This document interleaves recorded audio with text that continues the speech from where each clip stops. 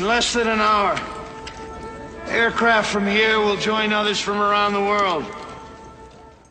And you will be launching the largest aerial battle in the history of mankind. Mankind, that word should have new meaning for all of us today. We can't be consumed by our petty differences anymore. We will be united in our common interest. Perhaps it's fate that today is the 4th of July, and you will once again be fighting for our freedom. Not from tyranny, oppression, or persecution, but from annihilation. We're fighting for our right to live,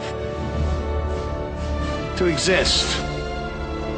And should we win the day, the 4th of July will no longer be known as an American holiday, but as the day when the world declared in one voice, we will not go quietly into the night.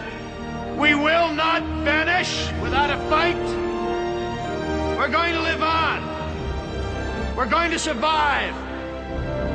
Today, we celebrate our Independence Day.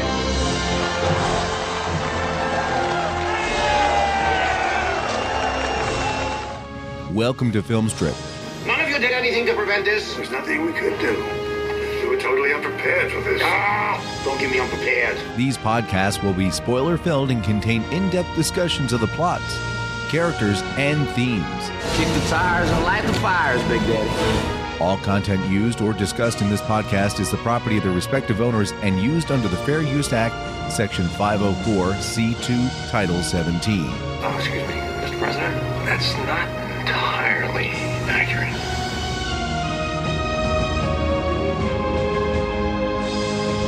Welcome to Filmstrip. I'm Jay.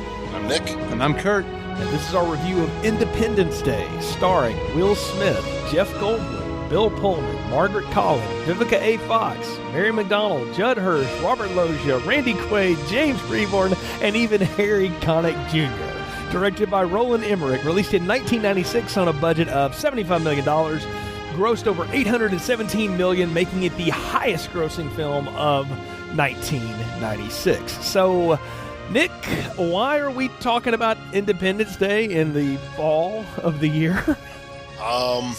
Because we're in the podcasting mood and we both have recently saw this. I really think that's the reason why. Yeah, I just saw it on TV the other day, and it's been years since I saw it, and I just remember a movie that was just like so hyped up, and I just figured, hey, you know what?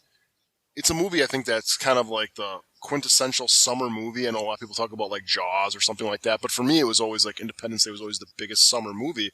And we're getting kind of towards the end of the summer, so I figured it'd be kind of nice to kind of go back and kind of revisit what, Independence Day. Well, yeah, and it is the thing that launched Will Smith for a short time into the stratosphere as a bankable summer blockbuster star. Now, that has since faded, most recently with his recent project, After Earth. But, there was a time, though, when he was the hottest thing in Hollywood, and this film was a large part of it. And I remember distinctly the ad campaign for this. Enjoy this Christmas, it'll be your last. Because they started putting that out December beforehand, and I had just graduated from high school, and so I was like, okay, that looks interesting. So I was just working in this. This was the summer of my freshman year of college, so I went to see this, I think, on just a random Thursday night or something like that, and have seen it. I think it was one of the ones I saw more than one time in a theater, and I've owned it on VHS and DVDs. One of the first DVDs I bought had a ton of extras on it, and so I've seen this countless number of times, and but it had been a while. Rewatching it for this review, it had been a while since I had laid eyes on it. What about you, Kurt? When did you catch this first? Well, 1996, I was in the third grade. I did not. So you got someone that's just starting college, and then we got someone who's just starting elementary school. God, I'm really old. Yeah. So we just got to the letter G, and this was a VHS watch for me. I didn't see it in the theater, and I just remember watching this so many times on VHS. This was a constant rewatch, and all of my friends at the time were huge fans of this movie too, and we kind of knew all the lines back and forth. And Yeah, I enjoyed it from the beginning. I wonder if the movie was tailored more to my age, perhaps. But yeah, with really, the stripper scenes and everything, that's totally third grade. Yes. Oh, absolutely. But no, I mean, I absolutely loved it. I found all the sci-fi stuff easy to understand, and I got it right away. And yeah, and I enjoy it, and still enjoy it. Actually, it's a very much a guilty pleasure, but I genuinely enjoy the film. It is a tour de force of like homages to better sci-fi. There's 2001 references, Star Wars out the wazoo, all three of the original trilogy, all over this thing. War of the Worlds, and I'm not talking about the goofy Tom Cruise one either. There's that. There's Alien is in this thing, even the Black Hole from Disney. I mean, gosh, there's all kinds of, and also something that I don't know. I'm old enough to actually remember the 70s disaster films.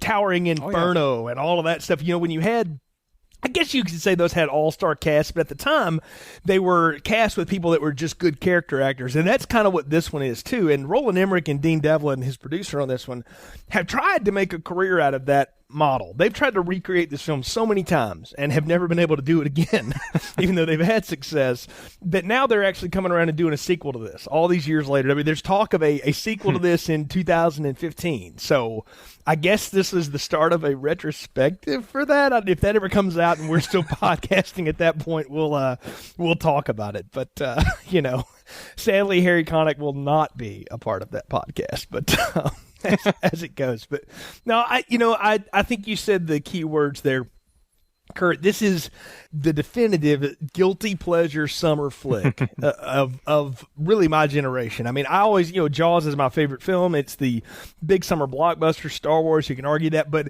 really in our age range, this is the film that set that bar up there again. And it's why now studios push all these big budget action things in the summer. I mean, that's usually when we see these kind of things, either that or at Christmas time. And so, I'm sure when Thor comes out this holiday season, we'll see advertisements for the next round of superhero stuff that's for the summer of 2014. And that tends to be how these things cycle around every 6 months or so. So I think we need to do a plot summary here for this and then go into the film and discuss it proper. So I'm going to do that real quick, and then we can have some real fun with it. Are we doing it from the point of view of the spaceship? No, this is not our TerrorVision version, but maybe you can write that up on the Facebook page. From the point of view of the dog. Actually, I was just going to say, yeah. Actually, he is the hero of most of this. And I will say this is interesting because, Kurt, you are Canadian. And so your Independence Day is a completely different animal than, mine and Nick's. If this was the Canadian Independence Day, the movie would be set on July 1st. And so on, yeah. Like, I had no idea what Independence Day was until probably, 2 years after seeing the movie. And with that, we'll go into the plot summary. So, on July the 2nd, aliens arrive in gigantic mothership that prepares to invade Earth. It sends huge ships that fire off of it to hover over the major cities, and they use Earth satellites to communicate and time their attack, which television engineer David Levinson, played by Jeff Goldblum, figures out, but not in time to stop the attack. The alien forces decimate major cities, including Los Angeles, New York, and Washington, D.C., but the president escapes along with a few key staff members, and Levinson in tow, his ex-wife, who's worked for the president, and somehow or another his really incredibly Jewish father. On July the 3rd, Air Force One lands at Area 51, where we learn that a large number of scientists have been studying the aliens and their technology at great expense for 40 years, but really know nothing.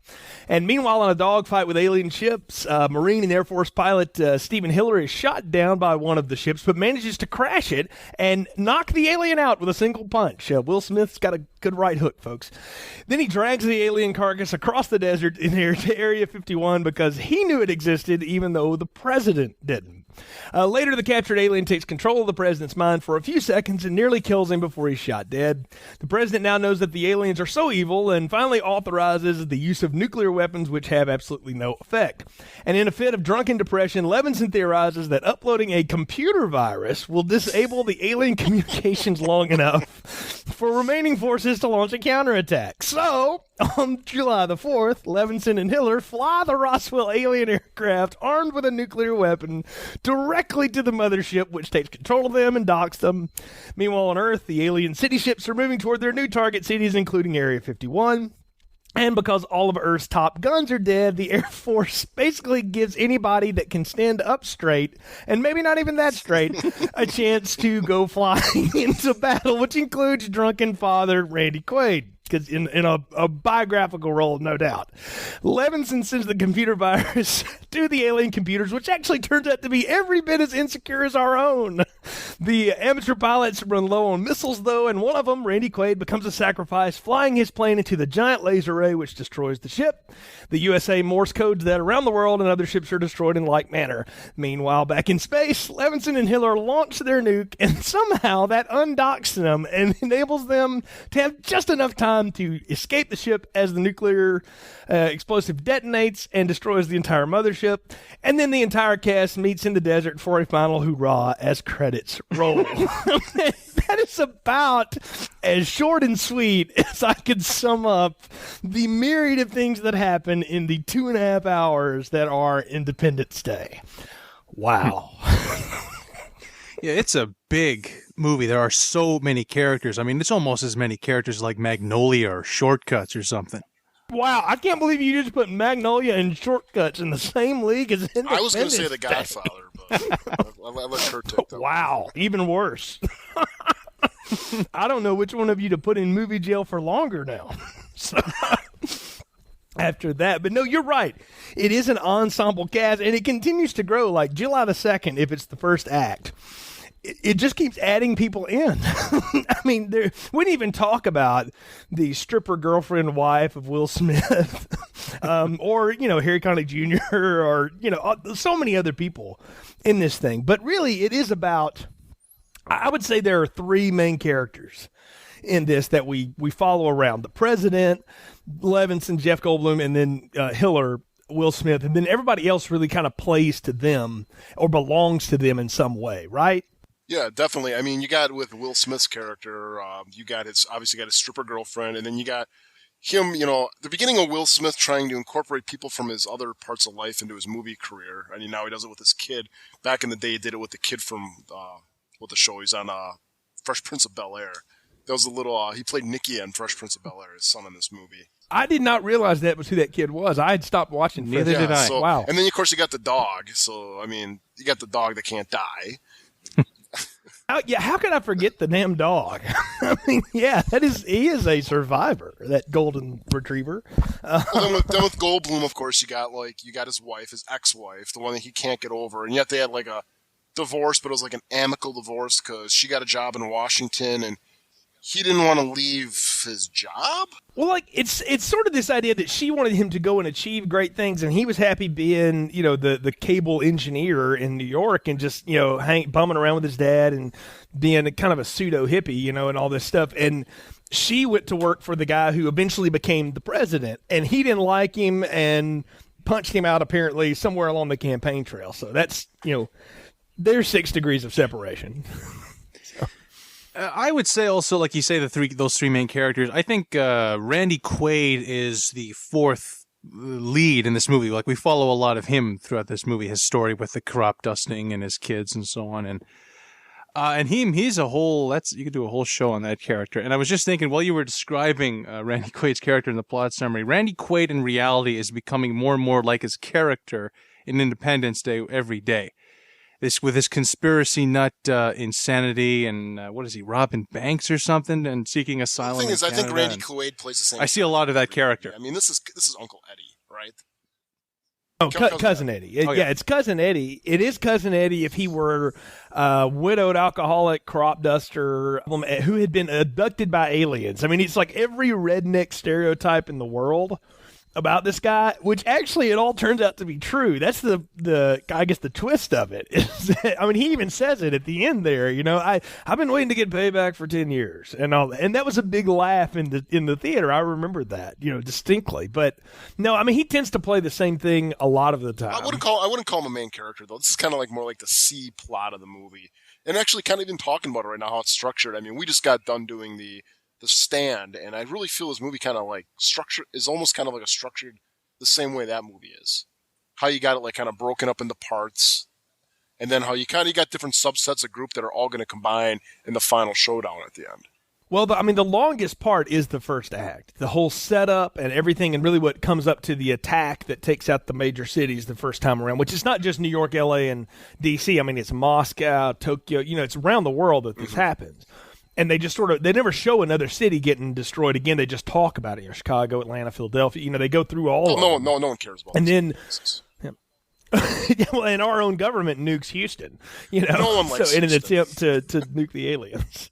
But I'm gonna give a compliment right off the bat. I think it actually starts off really well, and I just like the way that it kind of just throws you right into it. I mean, the first thing we get is the spaceship showing up. I mean, that's exactly what we want in this type of movie. I mean, it's not like they got like some type of like scenes like set 30 years earlier where maybe some guy kind of discovers them and then no one believes them, or it just throws you right into basically the invasion, which I think is good. And I like the way that it all kind of comes together, where you got the guy who sees it, kind of has all his tools, and he sees that something's happening and he informs Washington or informs the military, and it's just kind of like the whole structure of how it's going down from there. Actually, I thought that was kind of neat. I mean, well, I'll bring up right away, the military outfits in this movie are completely wrong.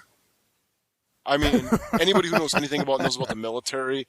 He's a secretary. He's wearing like a flight uniform one second, and then the next one he's in a Marine outfit, and then he's in an Army outfit, and then I think he's in a Navy outfit. I mean, he's always switching outfits. I remember even reading an interview where the costume guy goes, "I had no idea what I was doing with this." And it completely shows, because it's like the stuff he's wearing is so wrong. Yeah, that's the point, though, and I think you made a good point. I said this had a lot of kinship with 70s disaster films, and it does in the way that all hell has to break loose before anybody can, the common man can find the answer. But one thing it doesn't do that those films do is have this incredibly long, drawn-out, dramatic setup to everything. It throws you right in the deep end. I mean, this is more akin to like Jaws 2 than Jaws, because we know what the gimmick is. There's aliens. We want to see the shark. They show it to us right out of the gate, and I like that too. I think it's good. And I want to say this another thing too. This was a film made in the earliest days when it was remotely feasible to do computer-generated graphics. So much of what we see here is models, miniatures, and practical effects. And I got to say, for the most part, that stuff generally holds up. I mean, this movie looks cool, whether it is cool or not. Yeah, the practical stuff, like the stuff involving models and when the actual buildings are blown up, that stuff holds up perfectly. Like you could still put that stuff in a movie today. You just need to make the models a little bigger to make it a little more realistic. But the effects in this movie that aren't CG hold up very well, particularly anything involving explosions and fire. Like when the explosions are spreading across the cities, that stuff is fantastic. I even think the flying sequence stuff works for the most part. Most of that looks pretty good. Well, they've been doing that well since Top Gun. I mean, I think everything in here that's basically practical or miniatures works really well, like you guys are saying. But you can see when it's CGI, when it's a CGI images, and those matte lines are, those are as thick as, Al Sharpton's freaking eyebrows. I mean, it's absolutely insane how green screened it looked. And you look at even stuff like, I don't know, even like other stuff that kind of comes out around the time. I think like Jurassic Park was a couple years before this. And I guess the CG in that movie, trumps obviously Independence Day, but it's just kind of funny to kind of see everything kind of take a step back from that movie, especially when that's this big when it comes to the CG work. But nevertheless, I mean, it's in the movie very little. But it does look good, and it sets up things very quickly. Like, they introduce us to characters very fast. Like, we get to know Will Smith real quick. He's snoozing with his woman or whatever, and the dog's laying on the bed, and the kid tries to wake him up, and he goes outside to read the LA Times, and everybody's moving away, and he makes some crack about, all the white people leaving, and then he looks up, and it's like, there's that ship. And I thought, well, that was really good. It was well done. Like, Will Smith works best when he can use his kind of dry comic timing, and I thought he was funny in this. I mean, I don't have any problem with him in most of this. Yeah, his like the Will Smith persona almost reminds me of like the Robert Downey Jr. or the Jack Nicholson persona. Like, it's kind of the same thing in every movie, and this is where Will Smith set all that up. And yeah, I like it a lot. He's playing the same. He plays the same guy in Men in Black and Wild Wild West, and I do think he's actually very good. It's the first time he's ever really done this shtick before. But what I kind of like though is, normally when you got a movie with like kind of like a dual role, they kind of split it apart 3 different guys here. A lot of times movies you'll get like the funny comedic sidekick, and then you get the serious hero. Well, they kind of mix it all up between 3 characters. Where you got like the hero guy, Will Smith. I mean, he's the tough guy of the movie, but he's also funny. And then you have the nerdy guy who normally kind of might be the comic relief or might be like the overly serious one. But he's like somewhere in the middle. He's kind of got like that dry, witty sense of humor, but he's also got, the intelligence part. And then you got Bill Pullman, who is kind of got the strong leader type personality to him, but he's kind of a weakling guy who is also the president. So I think it's kind of neat how they kind of like separated all that stuff into 3 main characters. And I love how they set the president up here, too. He's not a popular president. He was elected because he was a war hero. So, I mean, like, immediately, at some point he's going to join the fight, which he does. We'll talk about that. But, they're talking about him on Crossfire or whatever. And they're all going, yeah, we thought we were electing this great warrior, and he's pretty much just a big compromising whip. And he's got low approval ratings. Nothing's going well, he's trying to just hang on by any thread he can as a first-term president. And I like that. Oftentimes when the president is in a movie, he's always either this old white guy who's, behind a desk and just talking, or he's this real strong, Mel Gibson type, from that archetype. And I like the fact that Pullman is this really just kind of everyday schlub that got elected president and doesn't really seem to know how to handle it. Like he's in over his own skis. He's very much a here. pacifist in the first half of this movie. He's just kind of like, they're like, the lady comes up, or Goldblum's wife comes up to her, and he's like, they're ripping on you. They're saying all this stuff, and he's just like, yeah, all right, I'm just going to read the paper. He just doesn't care. Yeah, exactly. Any thoughts on Bill Pullman, Kurt? Well, I also want to point out, I was thinking about this. This is with this movie, this is the first time I've seen any of these actors in the film. So from now on, I always link them back to this movie. And Bill Pullman stands out the most. Whenever I see him, all I see is him as the president of the United States, given that. Has he done anything else, though? I mean, he was in what, like... Oh, yeah. I mean, he's been in a lot of things. That's the thing. They tried him in romantic comedies with Sandra Bullock. Yeah, Anna and I reviewed that while you were sleeping a long time ago. See, I know him from Lake Placid and Mr. Wrong, and that's it. Yeah, he's done that, but he's been in other stuff too. That's the thing, is like he's been in other things. It's just he is not a leading man. He was in a really interesting thriller called what was that? Malice, with Alec Baldwin and Nicole Kidman, and he plays kind of the same character there. He's just sort of this everyman. Like he fits in that everyman category of somebody like Roy Scheider from the 70s or something. Like I buy him as that, but I'm with you, Kurt. Like I had seen him and stuff before this, but from here on out, I'm waiting for him to grab a CB microphone and start giving that speech, because that's his defining moment as an actor. It is. I mean, every actor wants to get a speech like that, and I guess maybe we'll get to that later, but he nails that speech. The president, the leader, big speech, it's actually after Braveheart, but that speech, that's in the top 10 of movie speeches, I would say. Certainly in terms of delivery and the way the film is, that way that scene is shot and everything, and the music. Got to mention the score by David Arnold, who went on to do Casino Royale and Daniel Craig Bond films.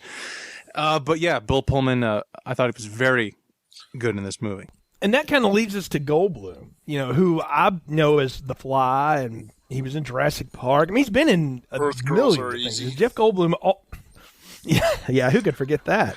And, Jeff Goldblum, to me, always delivers with just this strange, like, you could buy him as an intellectual performance, but he always undermines his own confidence as a character. I don't know what it is. It's something about the guy, but I think it was David Duchovny used to do a really good riff of him back in the SNL days, and he would do a thing of him, and he would just start talking in these non sequiturs and just sort of look around the room and just kind of be spacey. I mean, that's the character type that Goldblum seems to always bring to anything he's in. And I mean, I watch this and I think it's like they stuck Ian Malcolm working for a cable network in New York. I mean, that's how he comes off. Yeah, it's hard to actually believe, right? After Jurassic Park, they were kind of maybe pushing him to kind of be like, I would say like the next leading man, but kind of like a genre film type guy. Because I mean, this was pretty close after Jurassic Park, and I don't know. It just seemed like it was kind of funny that he goes from one blockbuster to the next.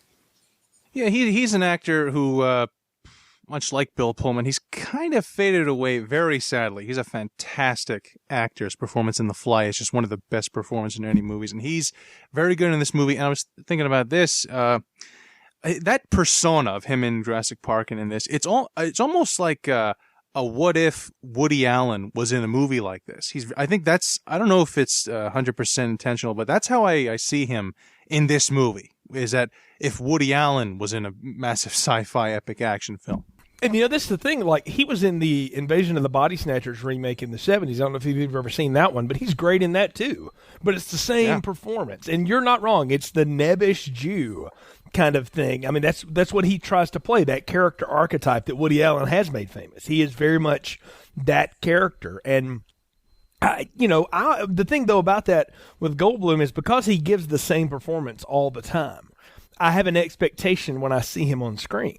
And I mostly get it every time I see him. And he's really the audience's in to this film. And that's the interesting part, is because most of us couldn't do what he does for a living, can't calculate things the way he does and stuff like that. But he's the one given all of the exposition, really, and explaining how everything works. I mean, he figures out stuff about the aliens that no one knows. There's a cut scene in the special edition, which I don't recommend you watch the special edition because it's just a lot of superfluous extra stuff. But he's at the Area 51 with Brent Spiner's there, and he figures out how to work the ship. And this guy has spent 40 years working on it and has no clue about it. I mean, that's, Goldblum always plays this smarter than the room, but still cool to hang out with guy. Yeah, definitely. Yeah. I mean, that's the way it was in Jurassic Park. I mean, I think you nailed it with saying like he's kind of like the audience is in. He's basically relaying everything what the audience is thinking when they're watching this. And he's the only one that doesn't have special clearance to be where he is. He's only there because he convinces his father to drive to D.C. to rescue his ex-wife, before the countdown hits, which is amazing. Well, let's get into that. I mean, the first thing we get in this movie, I mean, after the military kind of figures out what's going on, when they think it might be like a meteor coming in and stuff, you get the actual scenes of the spaceship coming into the city. And again, I think this is just another spectacular scene. When you see these things entering in the atmosphere, those big giant fireballs as they enter through. And when they go through the cities, I mean, it is awesome the way it looks. I mean, you get everybody's reaction shots. I mean, it's kind of a staple now, but back then, I mean, that's kind of something new where just like you get these wide shots, everybody just kind of watching this huge special effect come in. And again, I just think it's just like this beginning of this movie is really, really strong. And I love how Goldblum's, his reaction to it, where everybody else is in his building, his cable network building, wherever he works, they're all running down and he runs up because he's got to see this. And everything is great. I mean, I don't know, how do you guys feel about the beginning? Well, I think it builds a lot of tension, and I like that. I mean, for a film that throws us right in the deep end quick, they need to raise the stakes and let us know that this is not just people coming to say hello. This is not E.T. phoning home. These people are here for another reason, and there's only one guy, of course, that realizes this, and that's our our end for the audience. So I like it. I like the setup. I mean, how do you guys feel even about like how like everybody even reacts to this? I mean, everybody's in awe, kind of suspicious and stuff like that. Do you feel like everything's kind of believable, though? I mean, once these things land, I mean, there's still a lot of people to live underneath them.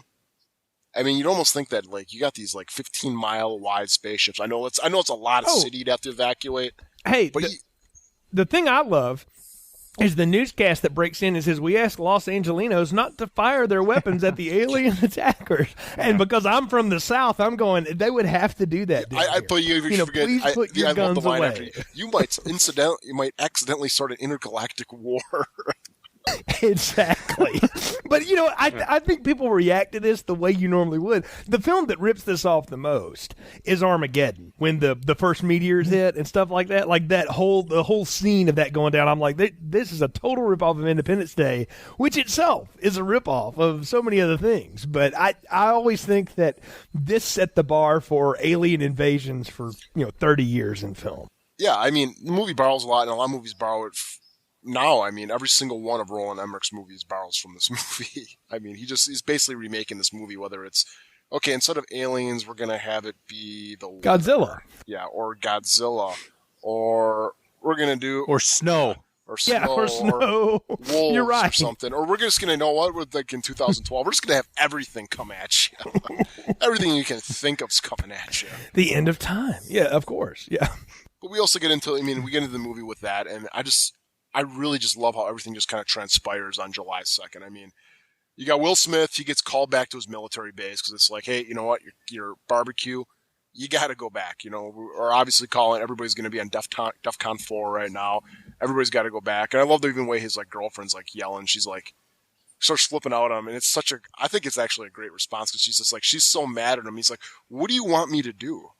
And she's like, we have a barbecue to go to and stuff like that. And then this shows up and she like points at the spaceship and he's just like, yeah, I know. That's why I have to leave. It's exactly. Kurt, let me ask you, because you were the youngest of us when you saw this the first time. Like, how did you react to this, the whole setup of this, and how everybody is sort of overreacting to the aliens coming in? Do you remember? Well, I remember at the time, this probably would have been the first science fiction movie like it that I have seen. This is the first movie about aliens invading Earth that I had ever seen.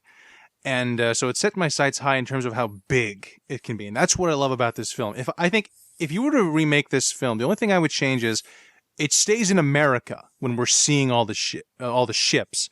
I would just maybe just quickly show, there's the Eiffel Tower, there's Big Ben, just show that they really are going around the world. But they kind of do, though, don't they? They're showing newscasts. I think they're trying to show you, show it to you from the perspective of these characters. You really never leave the perspective of each of these three. It jumps back and forth, but they're kind of watching it all in the news, and I kind of like that when they're showing like Moscow with it coming in and all the riots there. Well, the newscast is an easy way to take people around the world without having to go shoot something that looks like it's around the world or actually go shooting around the world. That's a simple trick, but if it's done effectively, it works. And I think I'm with Kurt here. I think that works. Yeah, I think it is probably correct that the first act of this movie, before the ships start firing, is probably the best stuff in the movie. And I wonder if you hadn't seen the film and didn't know what the film was about, if there was a question mark, is like, what are these ships gonna do? And that I really like, that kind of question mark. Like, almost reminds, like District 9 did this well, of like, well, what are these aliens doing? And it's not until the last minute, when it's too late, to realize, yeah, they're going to kill everybody. Kurt, I wish I could have that. I wish I could have that response, though, because I remember distinctly one of the trailers to this and some of the promotional was the shot of that alien ship blowing up the White House. Like, so you knew that was coming, and I'm with you. I wish I had not known that. It would be great to watch this film and not know what in the heck was going to happen for the first 45 minutes of it, because I had seen that and they had teased that, I just kept waiting for that shoe to drop. Oh, and everybody was in the theater. This movie was not marketed as a sci-fi movie. This is marketed as a destruction movie. And that's what they're going to start. That's what they're going to sell the movie on, is all the money shots. And every trailer was, showing the Empire State Building blowing up, or, the White House blowing up. It was all that. And, I get what you're saying. Eventually when I show this to my son and stuff like that, I'm not going to tell him what it's about, just to kind of see his reaction as to, like, why are these aliens here? I think if you kind of get the first half of this movie, or the first, like, third of this movie is, I think, that good, where I think if you're a first-time watcher and you don't know what's going on, you might be kind of questioning what's their motive for coming here. Right.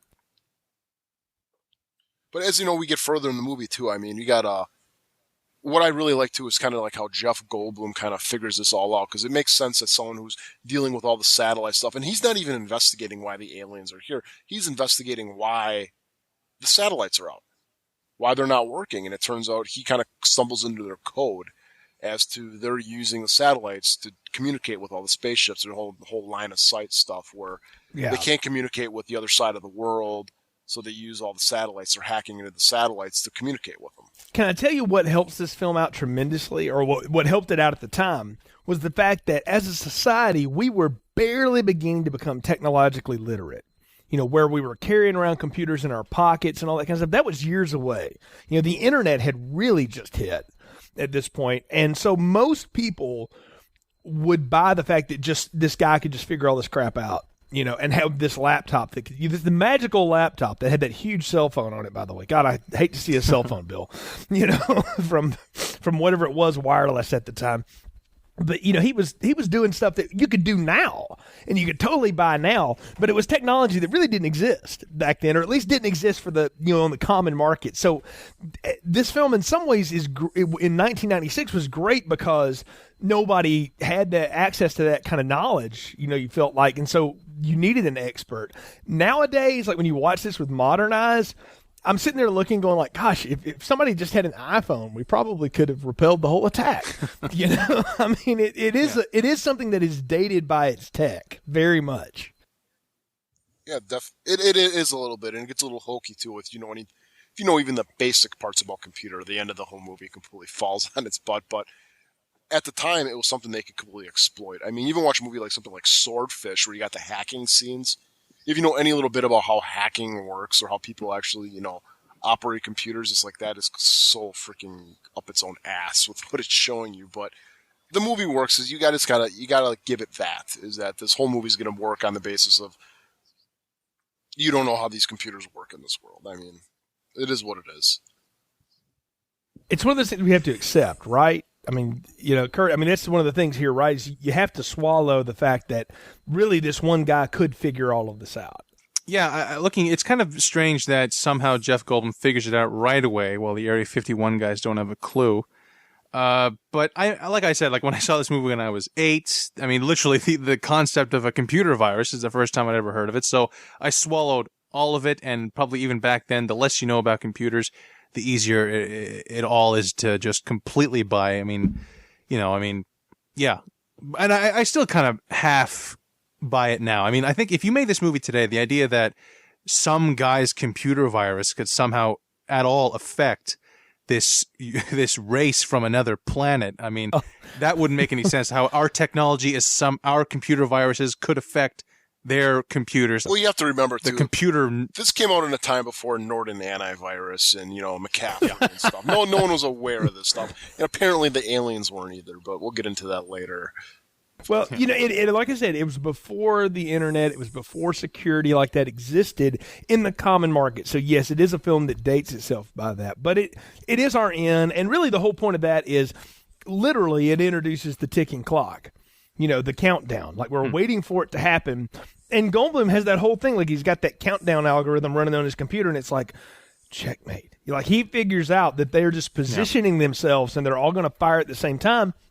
And then the attacks happen. And I got to tell you, I mean, I've seen, there's so many movies now where the Empire State Building gets blasted or the White House. I've seen the White House blown up twice this summer in separate films. So, I mean, they do it all the time now. But back then, those were amazing shots. I think the best one is the Capitol Records Building, which is designed to look like a stack of 45 LPs or EP records. And when that thing blows and like every level blows out one at a time as it's getting shot, like that is a very effective scene with all that chaos. Like I find the first city attacks to be probably the best effects of the whole film. Oh, it's great. I even think it's still a little nerve-wracking when you watch all this stuff because you can't help but feel bad for these people who, I mean, let's be honest, the government really let them down, like I was saying earlier. I mean, you got these 15-mile-wide spaceships that come into town, and they don't evacuate anybody. I mean, they have no idea what's going on with these things, what they're doing there. They're obviously not from this Earth. And their whole response is just go on with your lives, they're up there, just don't do anything stupid to it. And they don't even tell anybody to evacuate until the final seconds when they realize, like, oh yeah, the reason why these things are hovering over the most important landmark in the whole city is they're going to destroy it. And especially when, like, the Empire State Building, I mean, they show, like, when the thing's opening up and everybody's just kind of staring at it, especially the people trying to get out of town. I feel bad for them because it's like, yeah, you guys are freaking toast right now. Yeah, I mean, when the ships start firing, I mean, that moment when the ships start firing is probably the best moment in the film, when it's like the turn in Terminator 2 and you realize, oh, Arnie's the good guy. Yeah. This is like, oh, the aliens, they're here to kill us. They're not here to talk with us. They're here to completely just wipe us out.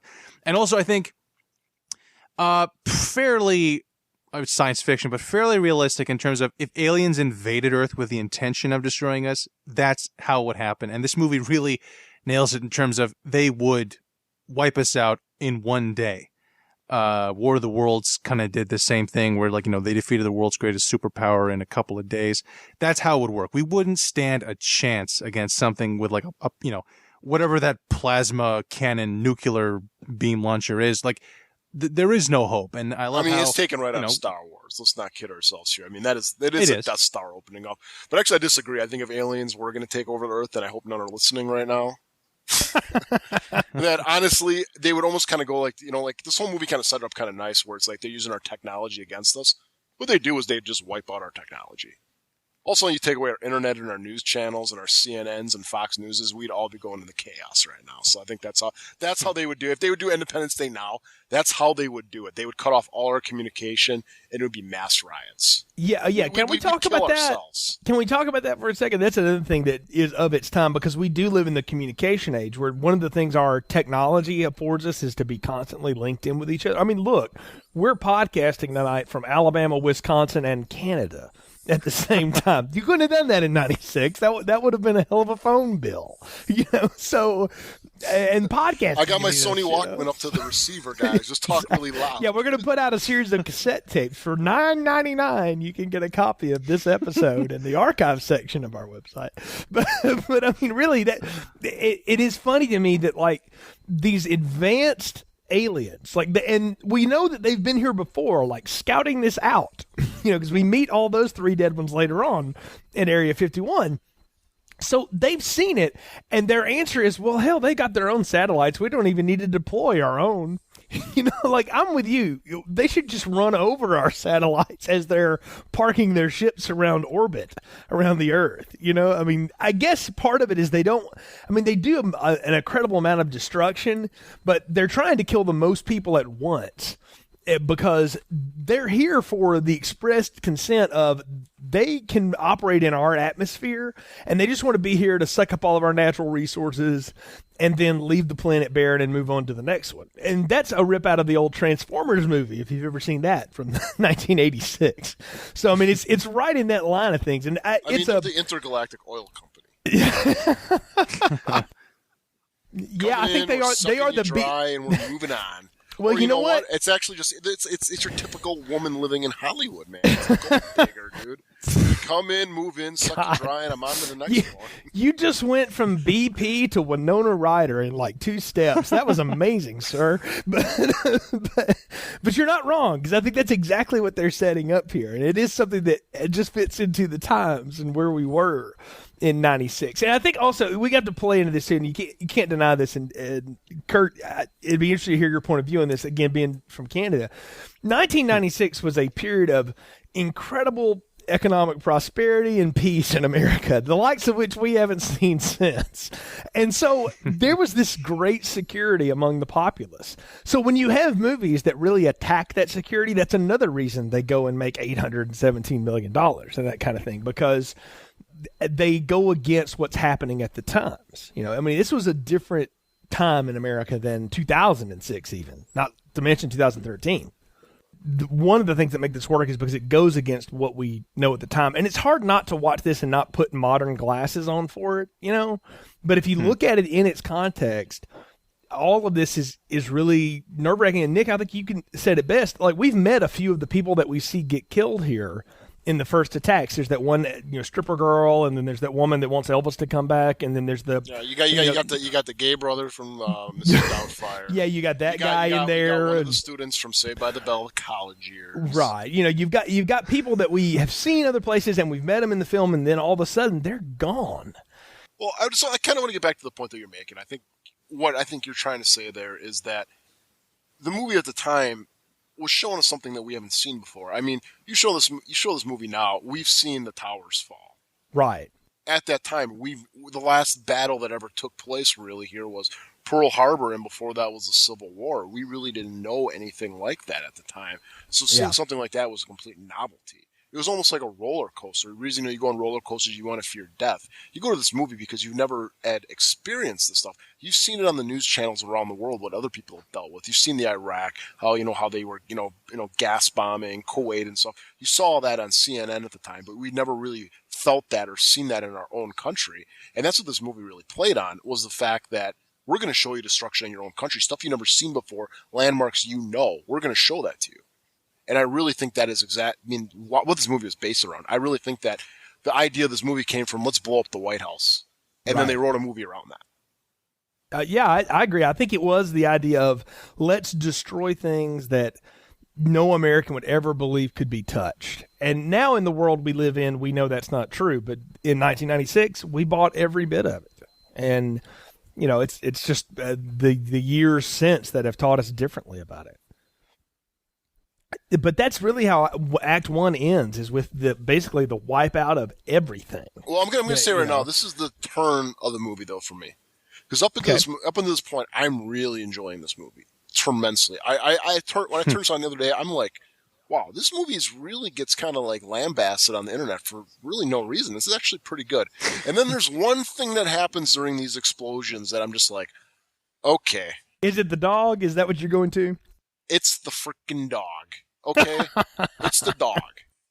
You got all these explosions happening, people dying, but you know what? You can't show a dog get killed in a movie. You can't. And it's not even enough that maybe the dog kept up with them, or maybe the dog ran into the door because it's smarter than the people or whatever. No, the dog's just standing there like a freaking fool, and then they call for it, and it goes, oh yeah, I need to go by my people. And then it jumps at the last second when the flames come up, and probably some of the worst green screen I've seen since the Langoliers. Okay, it's just it's bad. And when they jump in, and the light goes out, and then also July 3rd, and it's like, okay, now I kind of get what people are getting at. The jump the shark. This is the jump the dog. well, they ended on that button because of everything that had just happened. Think about it. New York City got waylaid. Los Angeles got fried. Washington, D.C. got blown to bits. They ended on the two people we had spent the most time with, Vivica A. Fox and her son, who are hooked up with Will Smith. And they're running in the streets of L.A. to get to safety somewhere in a tunnel that I'm not sure exists in LA, but they're running from all of this as it's going down, and they're the people we want to see survive, but that light blows out and we don't, it's like the old chapter play. We don't know what happened to them, and it leaves us hanging. It's supposed to be this big emotional resonance note. Unfortunately, and I think you've hit on something, it has become the point where everybody starts to rage in this movie because you can't kill a boy and his dog in a movie. I don't care they didn't kill the dog. And it's just the thing of the dog jumping at the last second. They didn't have to do that. The whole light going out, breaking because of the pressure or whatever, that's fine. But the fact they got to show this freaking dog jumping, it's just like, it didn't tone right with what was going on with the movie so far. But it really was what's going to be happening later in this movie, as far as just kind of like how corny it gets. And I really think, if it would have ended with the light going out, or maybe even if they would have done you got Air Force One, flying in the air, and maybe the lights go out of Air Force One. They could have done it so many other ways, but just having the dog be the last part, really the last thing you see, just really kind of just like, as soon as July 3rd came up, it's like, oh god, this movie's not even half over yet. It's just amazing how I just completely turned on this movie within 5 seconds. Well, the moment with the dog, I think that moment was for me. At the time, the 8-year-old who likes animals and look at the golden retriever and he doesn't die, and it's bringing to mind a line in Seven Psychopaths when they're going over this story for a script, and the guy says, "Remember, you can't kill the animals, just the women." And the dog lives. I think if you made that movie today, the dog would probably die because everyone's used to just the worst stuff happening in movies like this. But whatever. That moment, it's a very, I don't think it completely destroys the movie or anything. It doesn't, but it's laughable. It sets it up though for where it's going. Well, it definitely is. The first 45 minutes or whatever is more or less very serious, almost it's very close encounters of the third kind. That level of reality and the technology and everything. But when the dog jumps into the tunnel, it's then it's entering George Lucas territory. Well, it's entering Roland Emmerich territory now. I mean, and this is when Roland Emmerich too, I think, really kind of took his turn as a director too. It's like just doing what the corny stuff. So let's get into July 3rd. We open up right away and we kind of see a little bit of the destruction. Right. And then we get to where we should go, the military's response. What are they going to do now?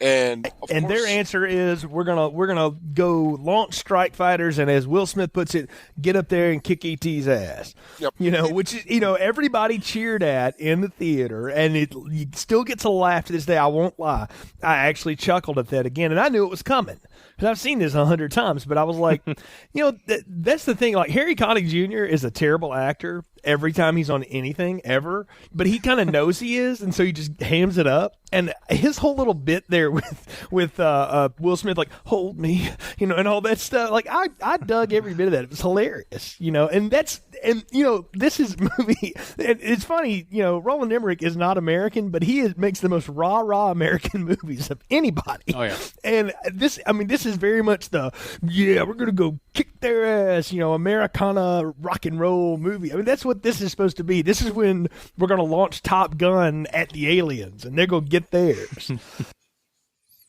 Don't you love, though, that how the military briefing ends when Will Smith cracks the joke? I mean, the captain's like in the middle of how to do it, and he's like, you want to add something to this? No, I just want to kick ET's ass. Well, hell yeah, let's go do it. And that's how it ends. It's like a football game more than it is a military. I don't know if either of you guys have relatives in the military. Military strategy meetings are about as interesting as C-SPAN. I mean, they are incredibly tedious and process oriented. They are not rah go kick ass. That's not how those guys work.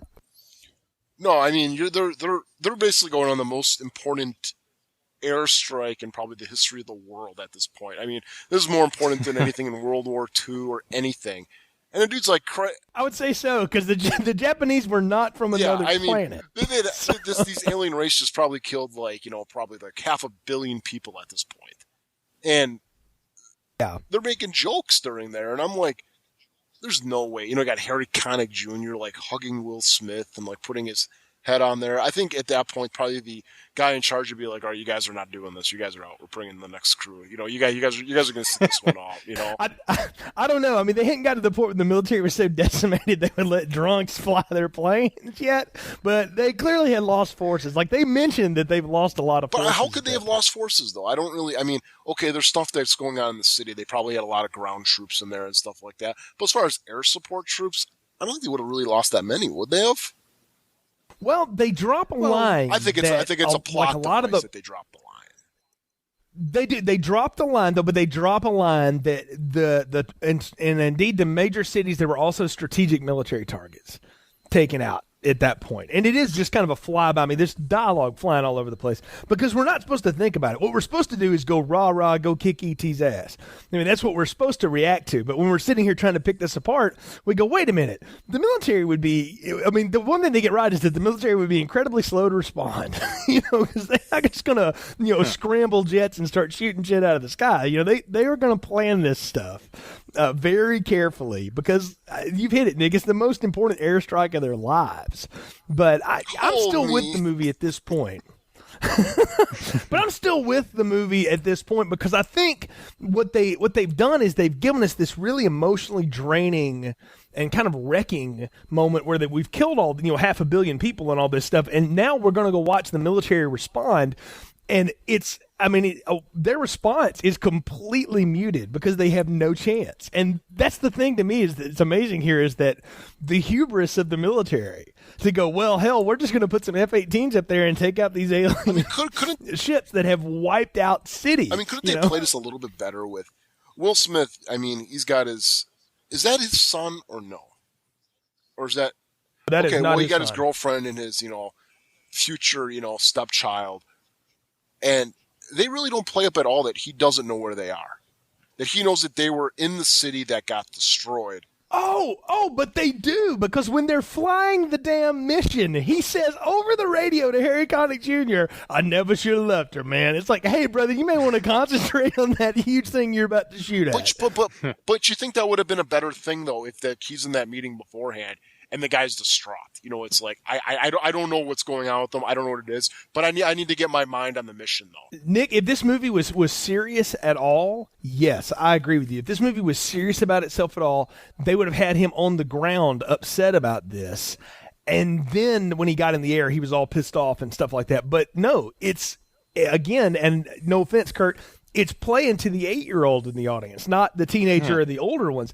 It's like, no, he needs to mention his family while he's in the air, because that's what those guys do. You know, he's talking about, like, he's not the most focused person on earth. Like that, I don't know. It makes more sense if he would have played it where he was distraught on the ground, but because of this movie's logic, he has to do that in the air. I mean, Kurt, do you agree? Yeah. I mean, I think this movie, I mean, it'd be pretty depressing if all of a sudden, realistically, there'd be a, you know. Okay. Yeah. They're talking about fat ladies. Really, there'd be a scene of. Just get that in mind. Oh, yeah. About the fat ladies singing. That's like the big joke of the movie, about big fat ladies singing. Right. Oh, yeah. Yeah, that's. I ain't heard no fat lady right now, and a guy doing like a mock sermon in the air. They're not worried about this big, giant, 15-mile wide spaceship that has the firepower to destroy a city, and they're going right at it. They're just, yeah. With missiles designed to barely be able to destroy the planes they shoot them at. I mean, Sidewinder missiles are effective, guys. They're not meant to shoot at things that's that the are funny part. 15 It's like, miles okay, wide. we either have nukes or aircraft. We have nothing in between, guys. There's no, like, you know, ground-to-air missiles. There's no, like, you know, I can't even think of, like, the terms for it. I mean, where's our cruise missiles? Where's our Tomahawks? Yeah, I'm with you. Where are the Scuds we ripped off of the Iraqis in the Gulf War that the president fought in? I mean, we have none of that stuff. Where are the Canadians with their slingshots? I mean, come on. We got to have something. The Canadians marching But no. horses. Get them, guy. We can't reach them. We're swinging. Yeah, the Terrence and Phillip Brigade are coming up next, but that's after the sermon by Harry Connick. But no, they go into the big dog fight, and it all goes to hell, right? Like they, you know, and I'm looking at this, and you said it before. It feels like something out of Top Gun, and I'll give you another one. It feels like something out of Iron Eagle 2, if you've ever seen that dreadful sequel of a film, and some of the attacks there, because it's always this mysterious ship that we don't know anything about that can outfly, outmaneuver, outshoot everybody except Will Smith. And that's amazing to me. The pinpoint accuracy that some of the alien pilots have, and then the one that happens to chase Will Smith can't hit the damn broadside of a barn. Well, that happened to be the Canadian pilot of the aliens, I guess. I don't know. It is a ridiculous dogfight. I mean, they're shooting at it, and, okay, they realize there's a freaking force field around this thing, of course. So what do? Right. And the little ones have force fields. Let's not just be like, all right, guys, this ain't working. Let's just get the hell out of here. I mean, again, this thing just took out an effing city. I think at this point they're like, let's get the nukes ready, guys. I mean, this is, let's not risk any more, you know? And what's funny here is this is the most active the president has been at this point. He's like, pull them back now. I mean, the ex-fighter pilot who is doing what you're saying, Nick. He's like, get out of here. This is the part that always gets me in the movie, is that he is on Air Force One. Did they land and now he's like in a control room? Or is that aboard Air Force One? Yes. No, they have landed at a control room, yeah. It's a control room in Air Force One? No. Air Force One has like a full-on. You could run the country from Air Force One. They got a hospital in there. I mean, an operating room. They got a lot of stuff in there. Yeah. That is happening at Air Force One. But when they land at Area 51. No, but I'm just saying though, that's it goes the like joke. From being on the airplane to him like being in this like in this room like watching it as it happens back to his airplane. So I'm assuming it's all happening in the airplane, right? Yeah. That's how I took it, at least. I don't think anything. Air Force One was designed to for the president to wage war from the plane, because in case the White House was destroyed and so on. It's not until the attack is over and they tell them that NORAD is taken out, the North American Defense, all that's taken out, that they go to Area 51, because they have that whole bit on the airplane about Levinson's dad, Judd Hirsch, is like, no, you have the aliens, and Bill Pullman's like, sir, you don't believe the supermarket tabloids, and then there's that one jerk off in a suit that's like, it's not entirely accurate, Mr. President. Well, thank God that Dad said something at that time, made a joke about it, otherwise they would have never went to Area 51, right? So many things happen because that dad is a persistent jerk.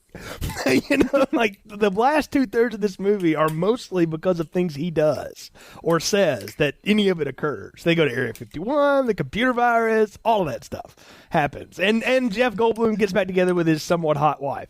It's all because of stuff he says. But backing up, let's go to the end of the attack here first. Everything goes to hell. Harry Connick Jr. gets blasted out of the sky.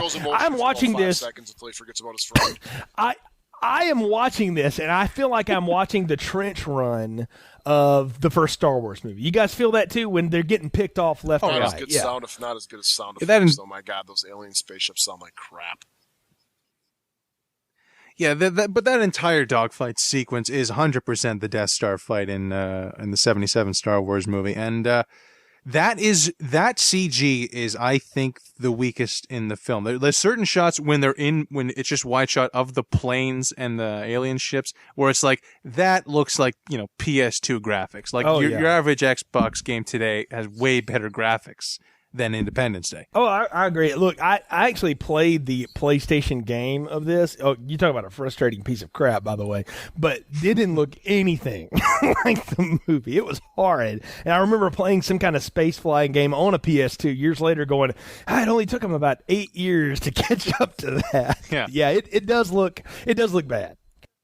Oh yeah, the game Star Fox 64 has one level that's 100%. You can tell they based the entire thing off the end dogfight scene in Independence Day, and that level is actually like very good. And like if the Independence Day game guys knew about Star Fox 64, does it end though with Star Fox shooting a parachute at the spaceship and making them crash into a mountain? It does not. That felt like straight out of something like Top Gun. Just total cheese, like some crap like that could work. I hope you got an airbag, crash him into the side of the canyon. Which, by the way, I've never parachuted, but I'm related to people that jump out of perfectly good airplanes for no reasons. And they always laugh at the scene, the way Will Smith lands in his parachute. They're like, he just broke his entire pelvis. He lands like that from a real height that he ejected from. That is not how you land in a parachute if you want to survive. So. But it's all ridiculous. And have you guys ever seen The Last Starfighter? No. I have not. Oh, Kurt, someday you got to do it. The big shootout battle scene in that looks 10 times better than this, and that movie's 10 years older than this one. It's amazing. They spent all the money on that, but this one does look bad. This big fight looks terrible, but only to be punctuated by the fact that Will Smith talks trash, walks up, and knocks out the alien in his biomechanical suit. It's a hell of a punch, dude. I'm telling you, man.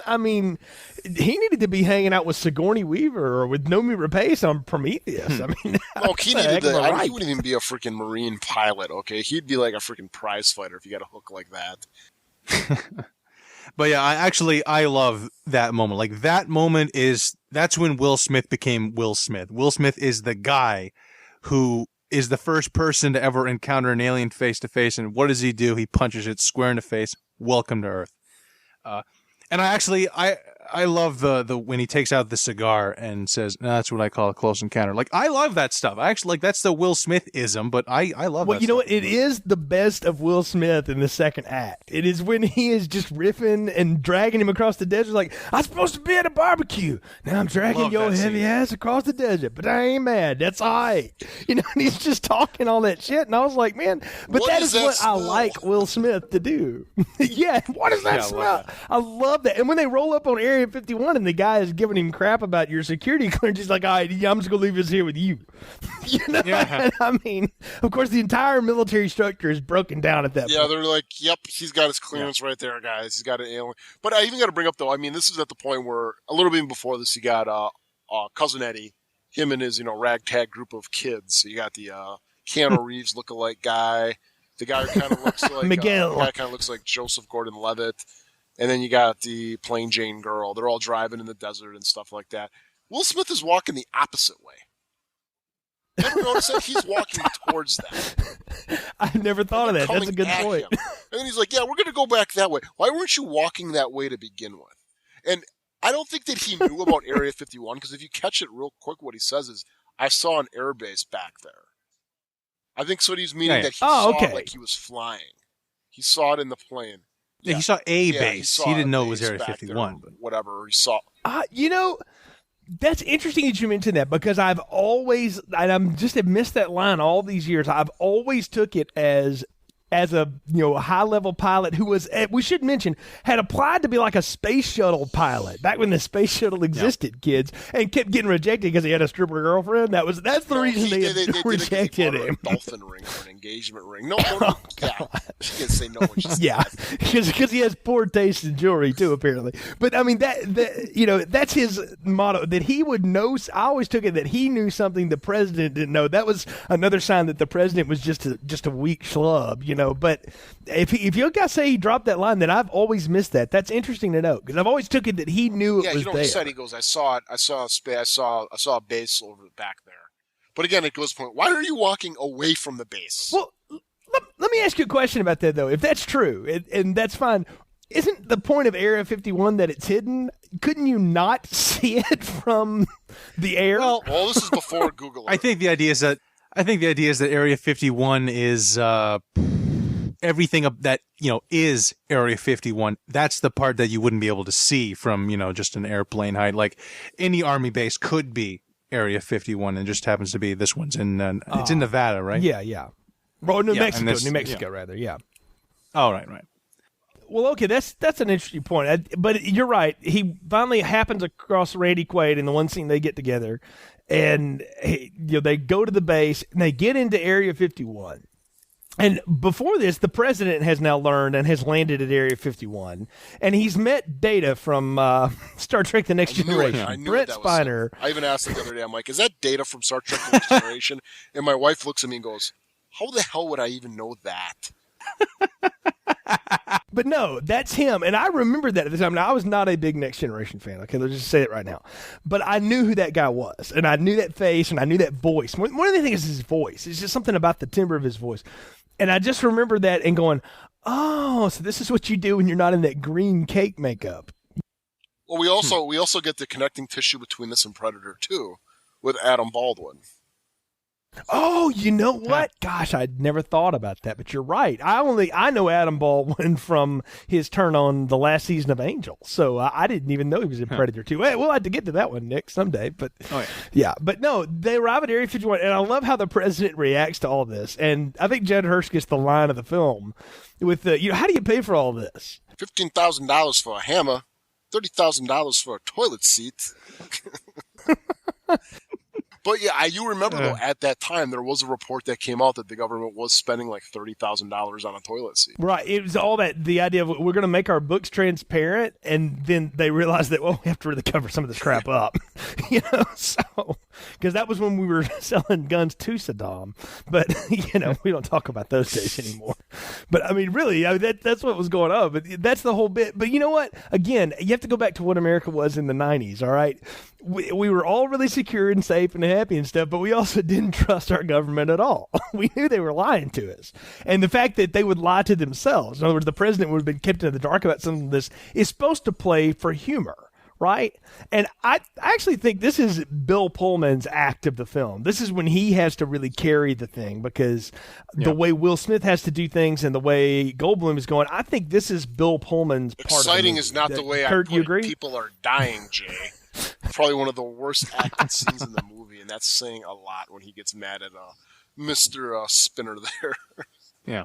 Well, I didn't say it worked, but I think it's what he's doing. Kurt, I think I heard you agree with me there.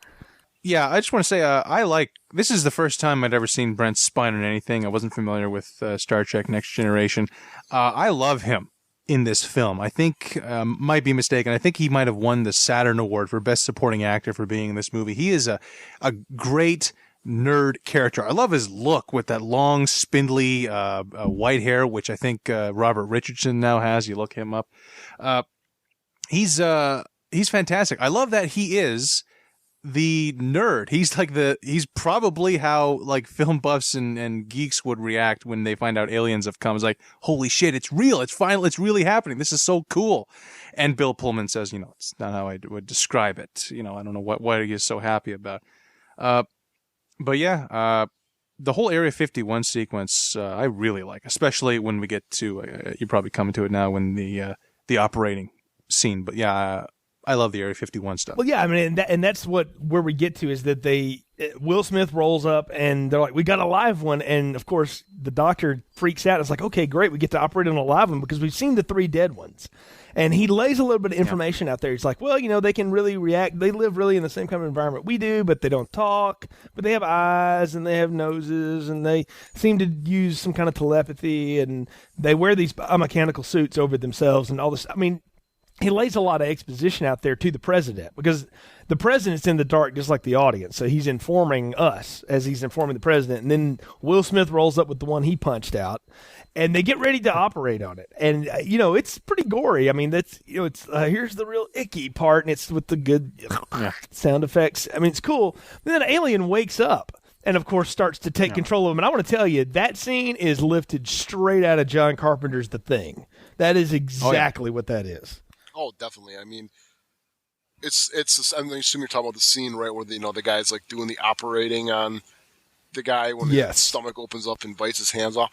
It's a good scene. Yeah. I like it. I like that. It's the thing. I think even like someone who even copied this movie was Sam Raimi with the Doc Ock scene in Spider-Man 2. I mean, it's almost exactly the same.